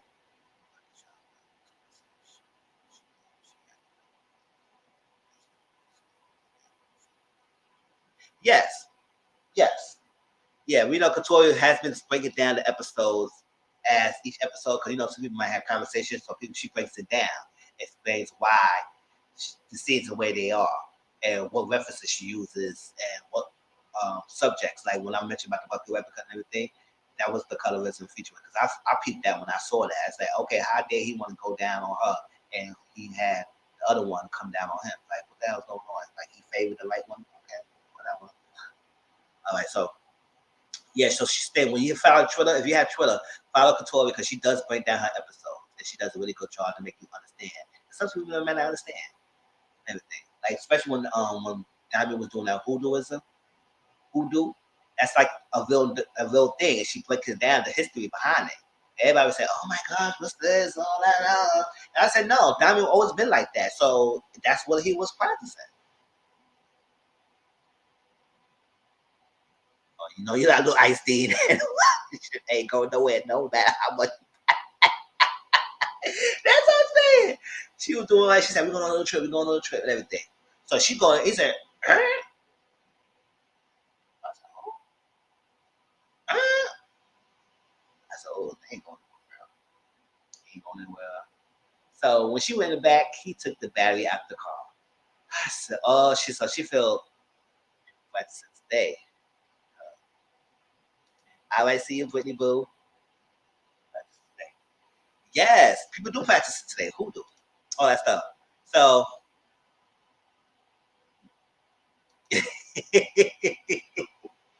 so she felt very defeated. I said, no, don't feel defeated because let's say if you really wanted to escape, you could have had escaped. You could have said, oh, we're gonna walk here.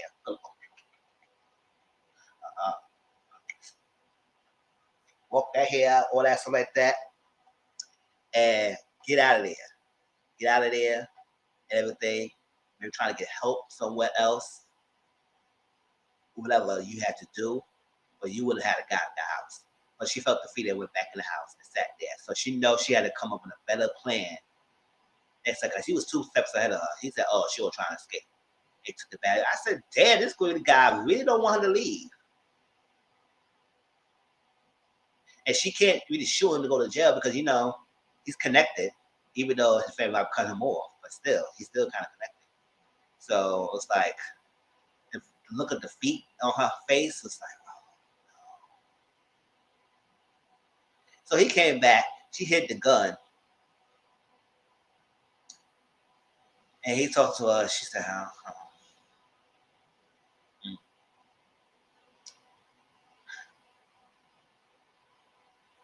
I guess she was not going to plan. He was definitely 3 steps ahead of her. He knew he was trying to escape. But he couldn't be that much step ahead of her and thinking about every other opportunity. She could have still had a plan to leave. She had to ride on a car find other means of opportunity. If you really want to get out, you could get out. What's a fire station? What's somewhere else? They could have helped you. So,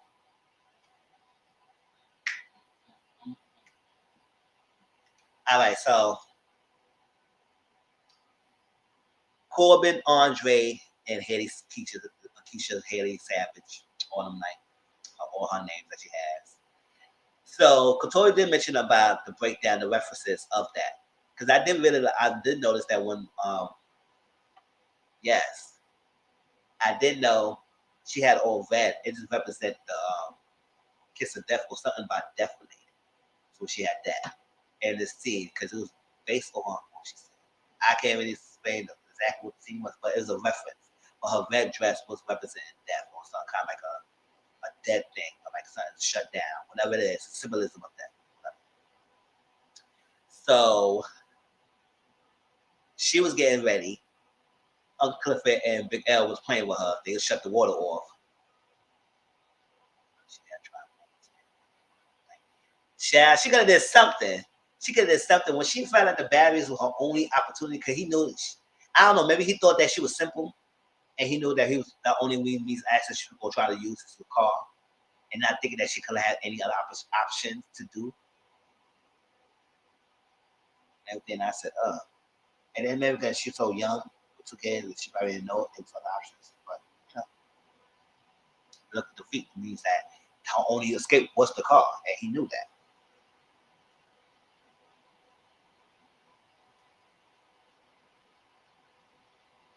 So she was getting ready, and they think like she said, "I ain't playing with you. I'll pay the bill." He said, "Oh, you ain't paying that." She said, "I ain't playing with you, big girl. You better put the water back on everything." And she said, "I got somewhere to go." He said, "Oh, this little pretty red dress you trying to have." She said, "Give it to me and all that stuff."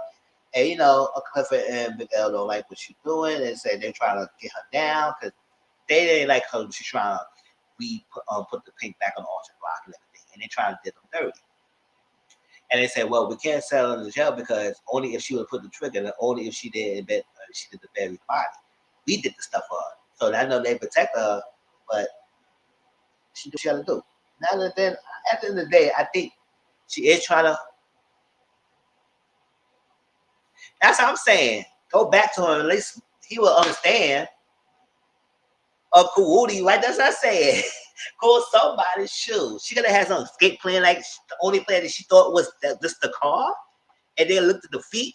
I said, "Oh, Kashawn," but she's only 21 and 22. She ain't gonna think that far. Now, if she was a 30 or something like that, going through that, no, we would have other plans. We would have plans A through Z up in here. So,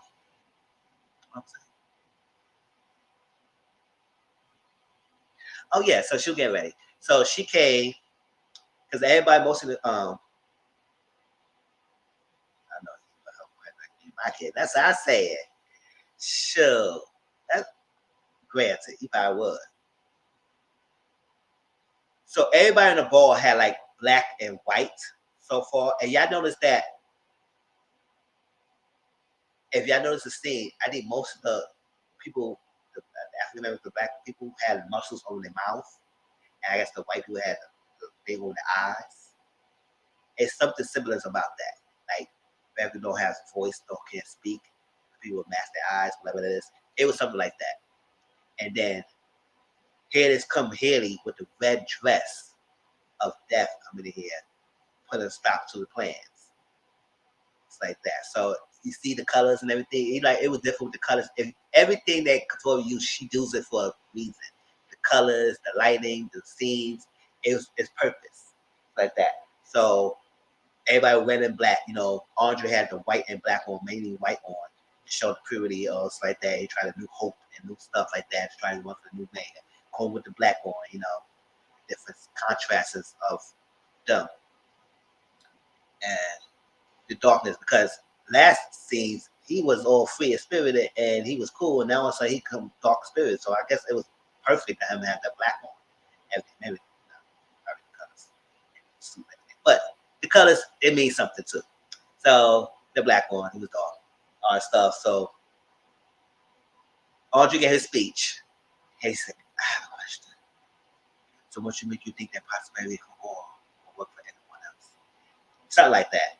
And he gave a little speech, and they love a struggle story. They said, "Oh yeah, he struggled. He gonna yeah, Andre, everything, all that stuff." It was hot and pissed. Who is this lady of death coming in here with this red dress on, ruining the scene and everything? And they said, "You gotta get out of here. Get out of here. We don't need you." All that stuff. So Corbin got Haley out and everything while they're trying to go there. So Haley, yes, everything is close. Yes, yep. So Haley was outside. She was waiting for someone. So Miss Bassett came and she disguised herself as a scar lady. And Miss Bassett always assumed that she was a scar lady, and she just took the role. She said, "Okay, all right, let me get back in here." So, because she couldn't get in there, because she was trying to find a way in, because kicked her out. So I got her in, told the Miss Bassett, and she said she was having a good conversations, and she got herself into the room and all that stuff like that. And Haley, she knows she's business acumen, and she's very sharp in the business acumen. So when she was talking and speaking, Miss Baxter said, "Okay, I know you got your thing, all right." But she was like, that guy, not that guy, that white guy who was trying to sell the paper for 40,000 and everything. He said, "You think people wouldn't figure television would even like you if you were trying to use yourself with like more value when you know the paper is high value? You think that would go well for you? You just shot yourself in the foot and everything." And that Miss Bassett like that. She said, she said she didn't really get him anyway. And so she said, "What's the value?" She said, 10 million. She said, okay. Good. If you continue like this, I could double that offer. I said, "See, she's working plan because she said 10 million. She could get more from that." See, she knows that. Freaking Haley know what she's doing. She knows what she's doing. She said, "We keep in touch and everything." Because she found out Mizzle. She found out. She said, "Oh, girl, cigar lady." She said, "Nah, I just want to came in and talk to you about these things and everything." And that's that.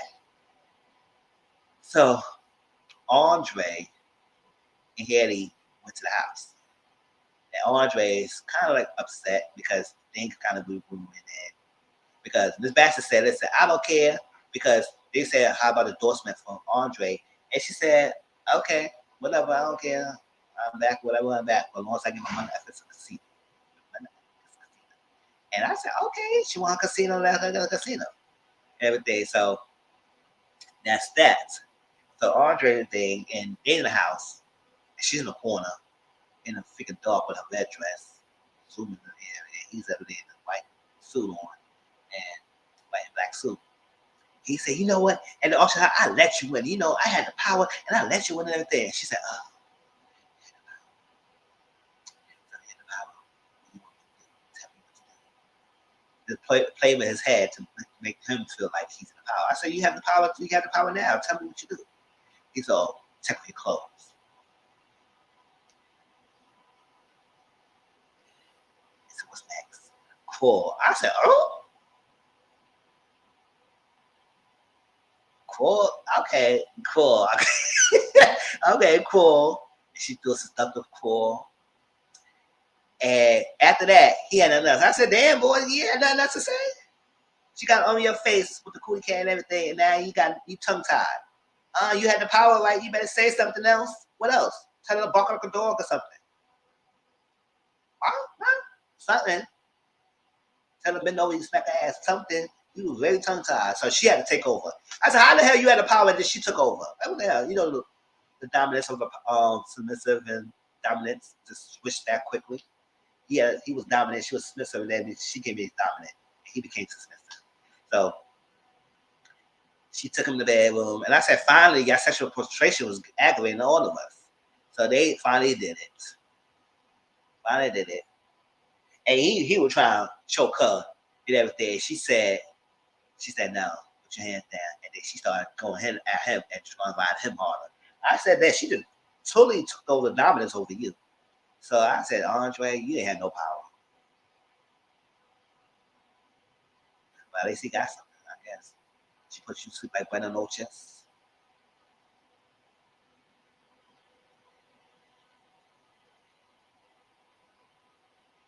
For real, I didn't have on no pearls, bro. When she put you on that bed, I saw what I saw. I did. Yes. I was like, I didn't know that was a belt or that was his thing poking hard. I said, damn.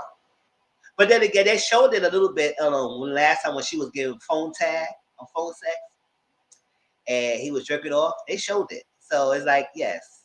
But this time it was hard. He was poking that thing out. I said, oh, boy, you got to work with all that. And I said, if you work with all that, well, how the hell you gave submissive? You should have been dominant. You should have flipped her over and said, here, I'm back to my power position. You ain't taking over. But then, she got close to you. He couldn't. So he just, okay, you got me. So they did that. I said, finally. Right?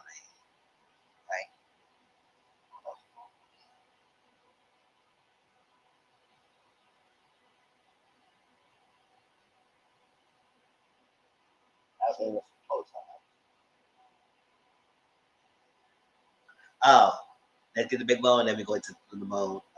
Do the burger and big teeth. That's the last. I say that last one. All right, so Big Bone and Diamond. The episode started with your lady like this. Shake it, body, don't stop. Yo, good. All your booty like this. Shake it, body, don't stop. This do it, do it, do it, do it, do it, man. Make it good like it, just like you should.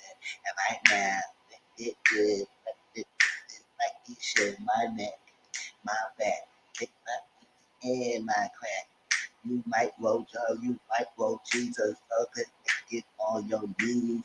Another like move your speed. Dope bitches so much like me. And fucking dog. Yes, I go all over the place, but y'all know the song. All right. So they was going on that. And yes, he was eating the box and everything. And he was doing the big bone. I would could have sworn because he's military. I think he would have done more pumps like that. He would have been all hard and giving to Big Bone.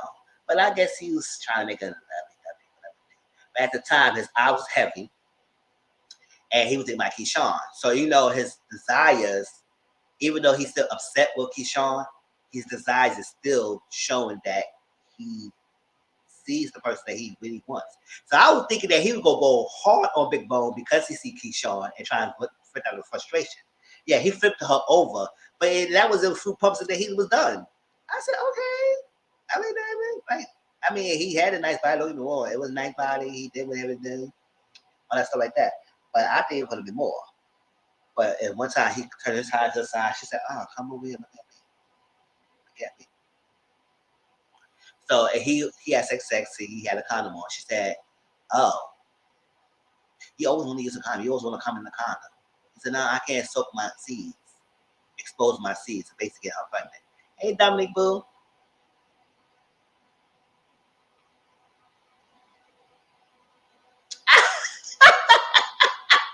You tell you all you do is a whole record. Because I wanted to know that since season one. That's what I said. It was finally to happen. Sure. It was frustrating all of us. So they was doing it, and he said, I can't smoke my seeds. So basically, I guess in the culture and the hooliganism practice, that exposing his seeds was not really well. He needs to understand everything, so he had to safeguard that. But the second time, I don't think he put him accountable. So I said, oh, so much about exposing your seed, huh? So she said, oh, cuz you got me thinking times and stuff like that. She was trying to go and touch the ring. And he said, oh, do you want your thing to be sitting all outside of your bag, all over your head, your legs all you walking on a split and everything, 180 degrees, whatever. He said all that. This is sad to say, listen, you gonna be messed up, you trying to touch that ring. He said, I ain't want all that. He said, and they were talking. And he said, she was saying, your eyes is heavy and everything. He said, how you know that? Because she said, every time you do, you always close your eyes. She said, next time. Oh, no, before that, he said he got to work security at the space tournament. And she said, why you don't want to make her pink no more? And yada, yada, yada. And she said, oh, well, you have a hope that you trying to say that I'm going to be saved. He said, how you know that? Because she said, it's in your eyes. Because every time you say like that, you see someone, you keep open your eyes, you keep closing. Next time, you do that, I didn't see your eyes over here. said, okay, well, next time, let's do it next time and now. I said, oh, okay. And he took all the thing and that's he did it. I said, oh. But before that, he had a little sculpture on his body. I said, oh, look, that's a big kind of sculpture. That's a curve in your body. Okay. But that's that. All right. We saved the sadness to the last one, right? I think that's everything.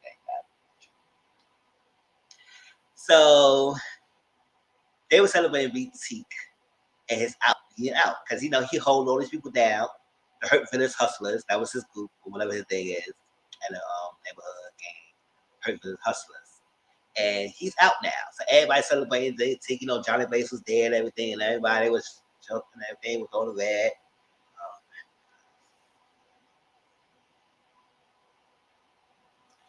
Martavius, yeah, I don't know the connection. We'll see, because they ain't mentioned on the connection that she had with him, so we'll see more in the story. But everybody assuming that she's a connection with Martavius, but if it is what it is.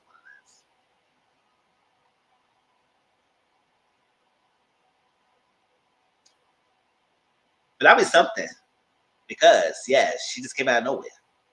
But we'll see. And he did say some people will come after him if something happens to him. Oh no! We gotta say we gotta talk about it, y'all. Talk about everything else. You gotta say about it. Yes. So they celebrated big. The Hirschman Hustlers was celebrating Big T. He got out. He hold them down when they was inside, and now they want to celebrate him. So they had a good time. The colors. That's all right, my boo. Like Big T. Yes, he was fine. He had a lot of things going on, but he was there. He was fine. It was a little but I could have been in between those two.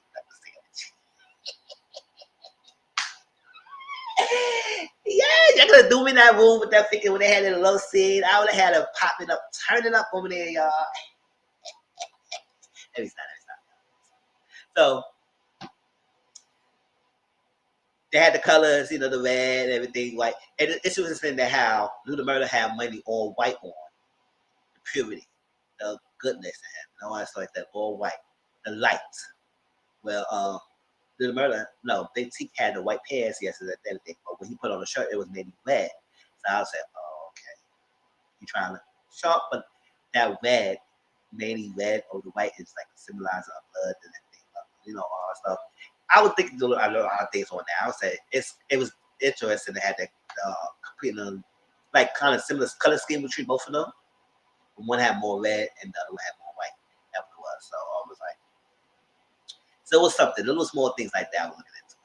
So Little Murder gave him a car. And he said, oh my gosh, really? Oh, so it's nice. So he got in the car and then he started breaking down. Little Murder said, oh, y'all back up. Get in the little guy's space. Back up, get a little space. So he said, all right, this is something. It's like, nice and everything. And he just broke down. No, the actor, James, I think James Stewart, yeah, he's a great actor. Jane Foster, yeah.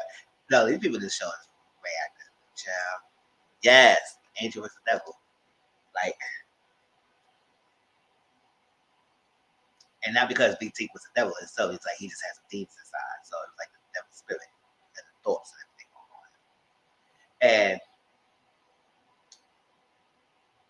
they drive. They say, where you want to go? No, I like that. Cool. We're going to drive. Then before he drive, he took the Fast and Furious kind of thing. The drift, all that stuff. So they drove. They said, let's go to the restaurant. Because this is the restaurant that Uncle Cliff told Little Murder that he wanted to go if they want to go on a date. He mentioned this spot, the wing spot and everything. So I said, oh, okay, we seen it. But, he ended up taking Big T there. So they went there, and they're thinking, Thirsty Bird. She's like, look at the nice skinny man. Let's go, they got a pretty eyes and a pretty hair and everything. Now, before that happened, they went to the barbershop. I know I'm skipping them ahead, but before they went to the barbershop, he was getting his hair done. And the guy was using a burning technique in his hair, all that stuff. And he saw that. I said, oh my God, don't burn the hair off. But it was a technique they used. And he did that. and make him look really cast was sharp. Well, he said, "Oh, you look cast sharp." I said, "Sharp." And then right after that, when he was looking at himself, you see the picture right next to it with a devil symbol, a devil image behind that picture. And I said, "Oh, Chad, foreshadowing, they telling us about this." First of all, he had all most red on. They had the devil picture next to him. It's something, and then he looked presentable to look right, have some kind of feel good before he aligned himself. That's some. It was heavy, heavy. Yeah, you don't gotta say that, right? So they went to the ring shop. Lemon pepper wet. They was eating. So he said, "Okay, I got you, boo. What's going on? What's up? What's up? Everything." So she was flirting with Big T, and Big T was eyes all day. For real, right? Shoot. So the thing, and he said, "Just go back and get some water and everything." You know, sort of that. She said, "Okay, rude." And kept walking up. I said, "Good, look at birdish." So he said, "Oh, look at you, little Jay." He said, "No, I'm not jealous and everything." I said, "You were." So they was talking and having a good time. So Big T asked him about Clifford and everything. And he explained to the way that it was very poetic, explaining his feelings. And right in the day, Big T understands. He said, "Okay, I got it. I understand." Because Big T got his mind like he said he ain't gonna be here. So it was like he see that he loves this person and someone will be there for him while he's not here. All that stuff. Now before they got there, remember, Little Mary was on the phone at the thing, and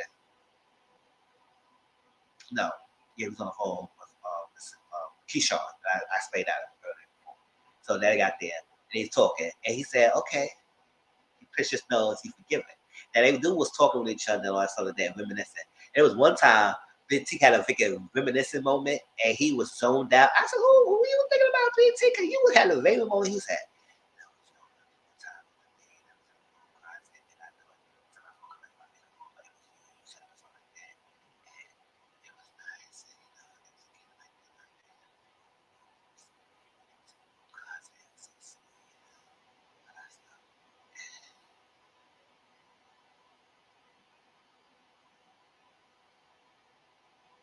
"Big T, wake up. Hello." That's what I'm saying. Yeah, T saw that I really felt about Cliff is how he felt about that. That's yes. You could tell. Yes, Big T and Little Murder was in love. There was love. That's love there. It was not like it was a freaking a banging out session in the freaking thing and that's it. No, they really did love each other. It's the fact that Little Murder got out and he found some other love while Big T was and still locked up. And how many years is left or how many years was passed, he had to move on. And then he found Clifford. But if Teak was out at the same time he out, I don't think he would have ever met with Uncle Clifford or even entertain Uncle Clifford because his guy was out. Because you could tell the love between those two is undeniable. It's undeniable. You cannot miss that. It was more than just them being sexual active with each other.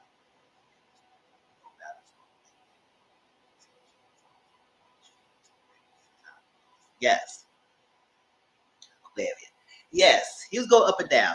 But his mentality was not just about yes, he was going through a lot in his mind about his past that he revealed today of what's trailing. Because of that, he had never got over that. And not the help. Because you know, in the black community, usually get help, and that he has been incarcerated. So he was sitting in that thoughts for years.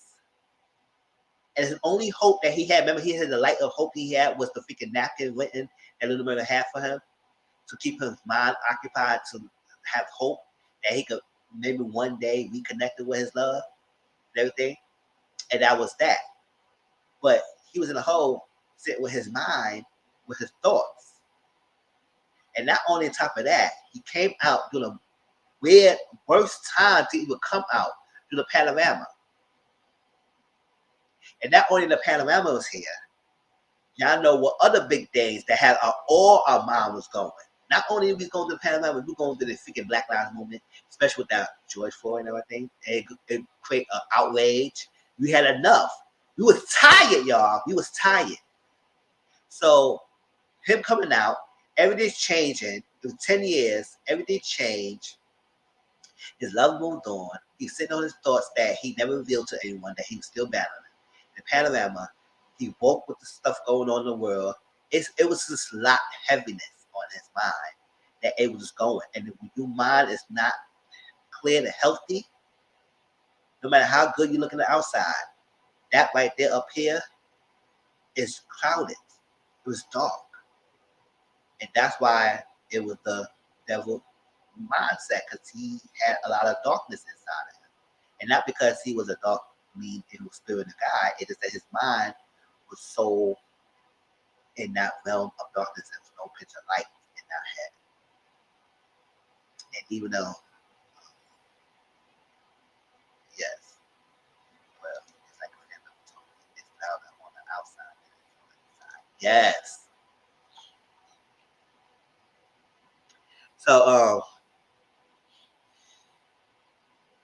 So after he saw that, he said, "Here, you forgiven. He's not mad anymore." And because usually when they do a drastic change like that, like he was always in his mindset, his mood, because after he found the card. But now at this episode, he's come to the finalization that he can't take it anymore. He can't deal with the voices. He can't, not voices, not deal with his mind. He can't sit in his mind always going on 10 or 100 miles a minute everywhere he's going for. It's always running. It's no shut off. It's not shut off. It's not shut off. So he made that decision that he didn't do what he had to do. So everything he had to make set is to make set to feel like the murder was good. He know that the murder is good with somebody else that he started loving, because he ain't gonna be around. So he said, "You're forgiven. What's going on?" So they move on to the next destination. So they went to a trap house. And I was like, no, before the trap house. They went to the gas station, right? And they was chilling, pumping them gas. And Little Murder heard his song on the radio with Tina Snow. That's Megan Stallion. She's Tina Snow. And he heard it. He's, "Oh my gosh, it's my song. It's my verse." Oh. And now Little Murder, the more big murder over here, big murder over here, all that stuff. So T was happy. He lifted him up. I said, "Oh.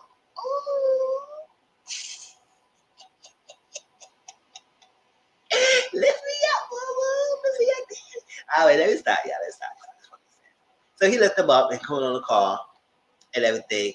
And he was just so happy because he said, yes, he got a love, and now his music is going for him, and he's doing something. So now, if I does not be here anymore, I know he will be good. And that's what he releasing out the tears. So this guy started honking. He said, "Get out the way." He said, "Boy, you better." I said, "Don't bring it down. No, don't get my man upset. That's doing too much. You gotta get him upset." Everything. He said, "Calm down, calm down. It's not birthday. So they got there, and then they drove off somewhere, and they went to the trap house.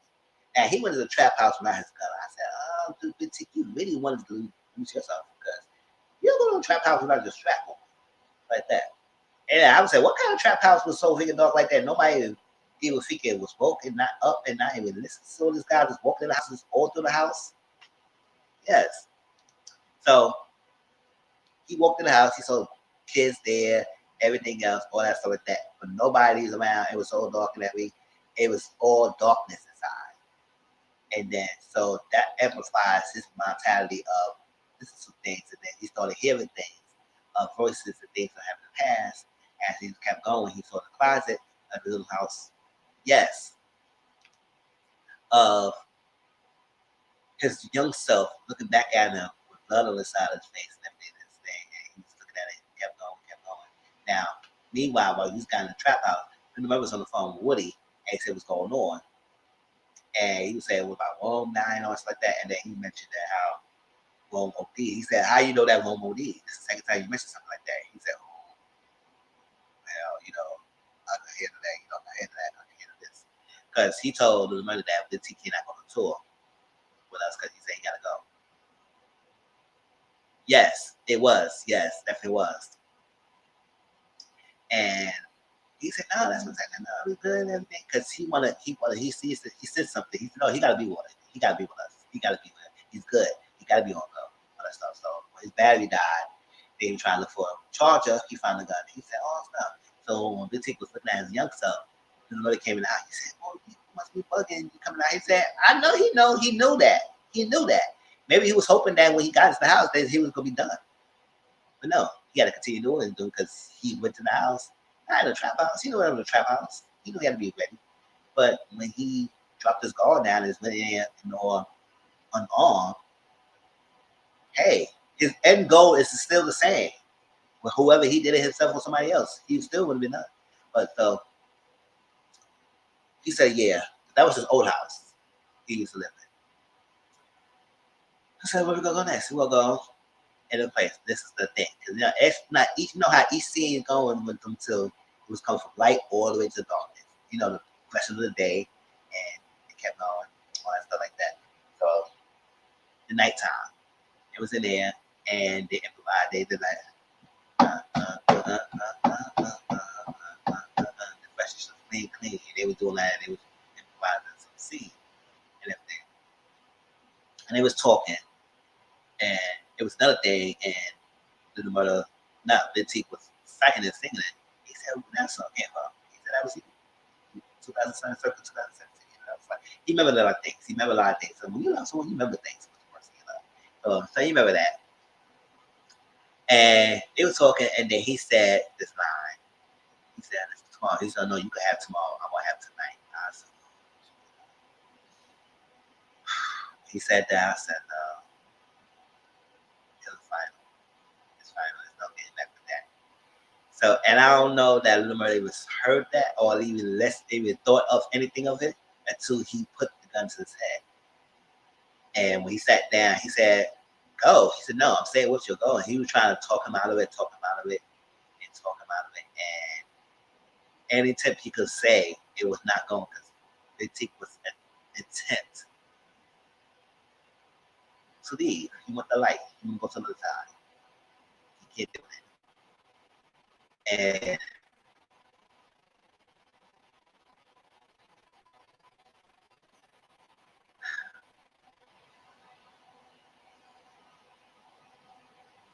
yes, he can't take it anymore. And wait, hold on. This Wi-Fi acting up and turned up cable. So he couldn't take it anymore. So he tried every aspect and every opportunity to get him to leave the gun and and work on it. I'm here with you and everything, and that didn't happen. So, and they purposely they wanted to see the act of it. They wanted to show us the emotional part connection of what someone's going through before they leave. Because usually people on the life of something they're not around people, everything. So now they want to show us like the connection, the bond between those two, and how Little Mermaid trying to help him, but was still helpless to even save Big T. His love to even go on at any aspect. It was not working. And they pan out and just show just a flash. And seconds later, the murder came out and he had blood on him. So his whiteness got tainted with blood. And I was like, oh my gosh. Because after a while, Little Murder has been, yes, he really had much of darkness in him. He always was a light, fun lightness around him. The fact that he had this whiteness and angel light, the light and the light of everyone, and had the taintedness. It just shows that his thing is going to be tainted a while until he get back to himself to the better place. But for a while, the fact that he's seen his love alive himself in front of his eyes, that's damaging. And until he get that help, he's not going to be right in his head at all. At all. So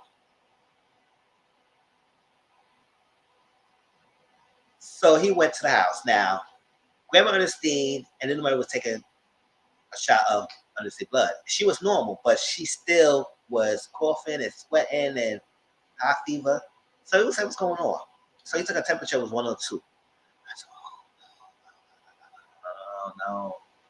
There's a panorama because that's played in as well. Because at this time, a lot of elderly was passing away around this time.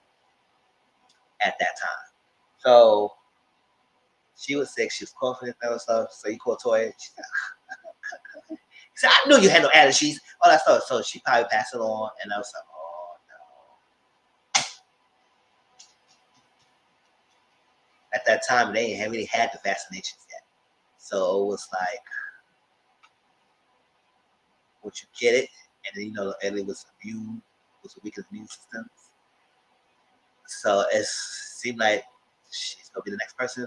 I don't know when, but it's gonna be falling on, not going for.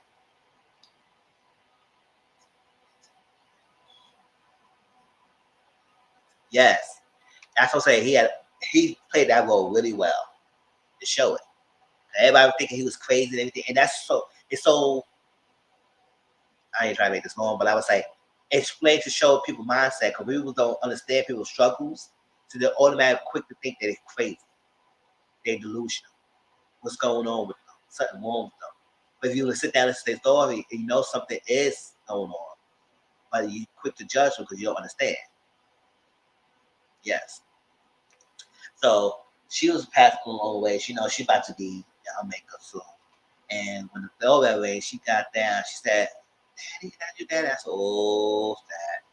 Usually when that happens, that means they're gonna be going soon. They didn't know it. So the was out there, and he answered a question. Remember, Uncle Clifford on episode 4 texted him. He said, "What's going on? Everything? Hope everything well. Are you okay?" Remember, Uncle Clifford was not texting him back for a while now. So when he did text him, he said, "Are you okay?" He never responded yet. So he came with damaged white suit, breaking down, crying, and he told him, "No, I'm not okay." So he answered his question in person instead of answering back in the text. And he's not. So obviously, this probably bring them together. At the same time, the mother had to open up and explain why he broke down like that, what happened, what was leading on to it, and maybe he might have revealed who he think is and was. And hopefully, it won't.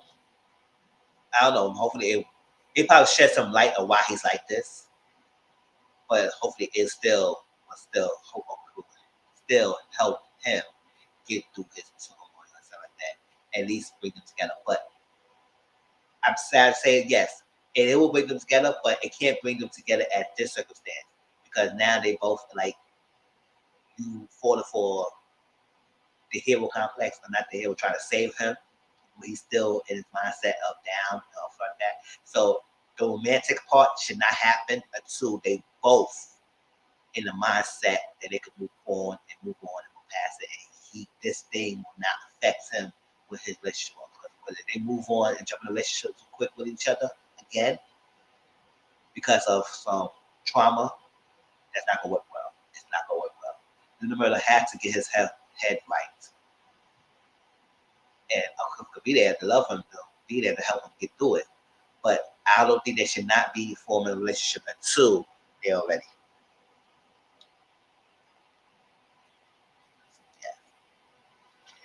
I don't understand. I don't. We don't have no misty eye, and I was like, "Oh my gosh!" Because I was like, "Not my Mitzi, no, God, why you gotta take him away, no?"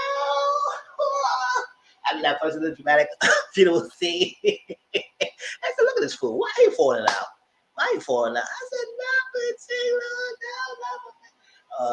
no." But that was PVALLEY, y'all. Sure, that was the episode. I know it's heavy, but I hope I got through everything and hope y'all enjoyed this as well. I appreciate y'all for coming through here and let me know how y'all feel and everything. Y'all told me it's taking a break next week, right? So we probably get a little break before we got a new episode. But if it is, we talk about it next week. If not, then we have a break for PVALLEY until we come back. Until then, y'all get my review again for PVALLEY. But if I miss anything, y'all put it down in the comment section below. Let me know if y'all miss anything and what y'all discuss, because I think I discussed it. But tell me how y'all feel. Tomorrow, catch my casual video. It will be up on Wednesday. My Dubai video will be up on Thursdays.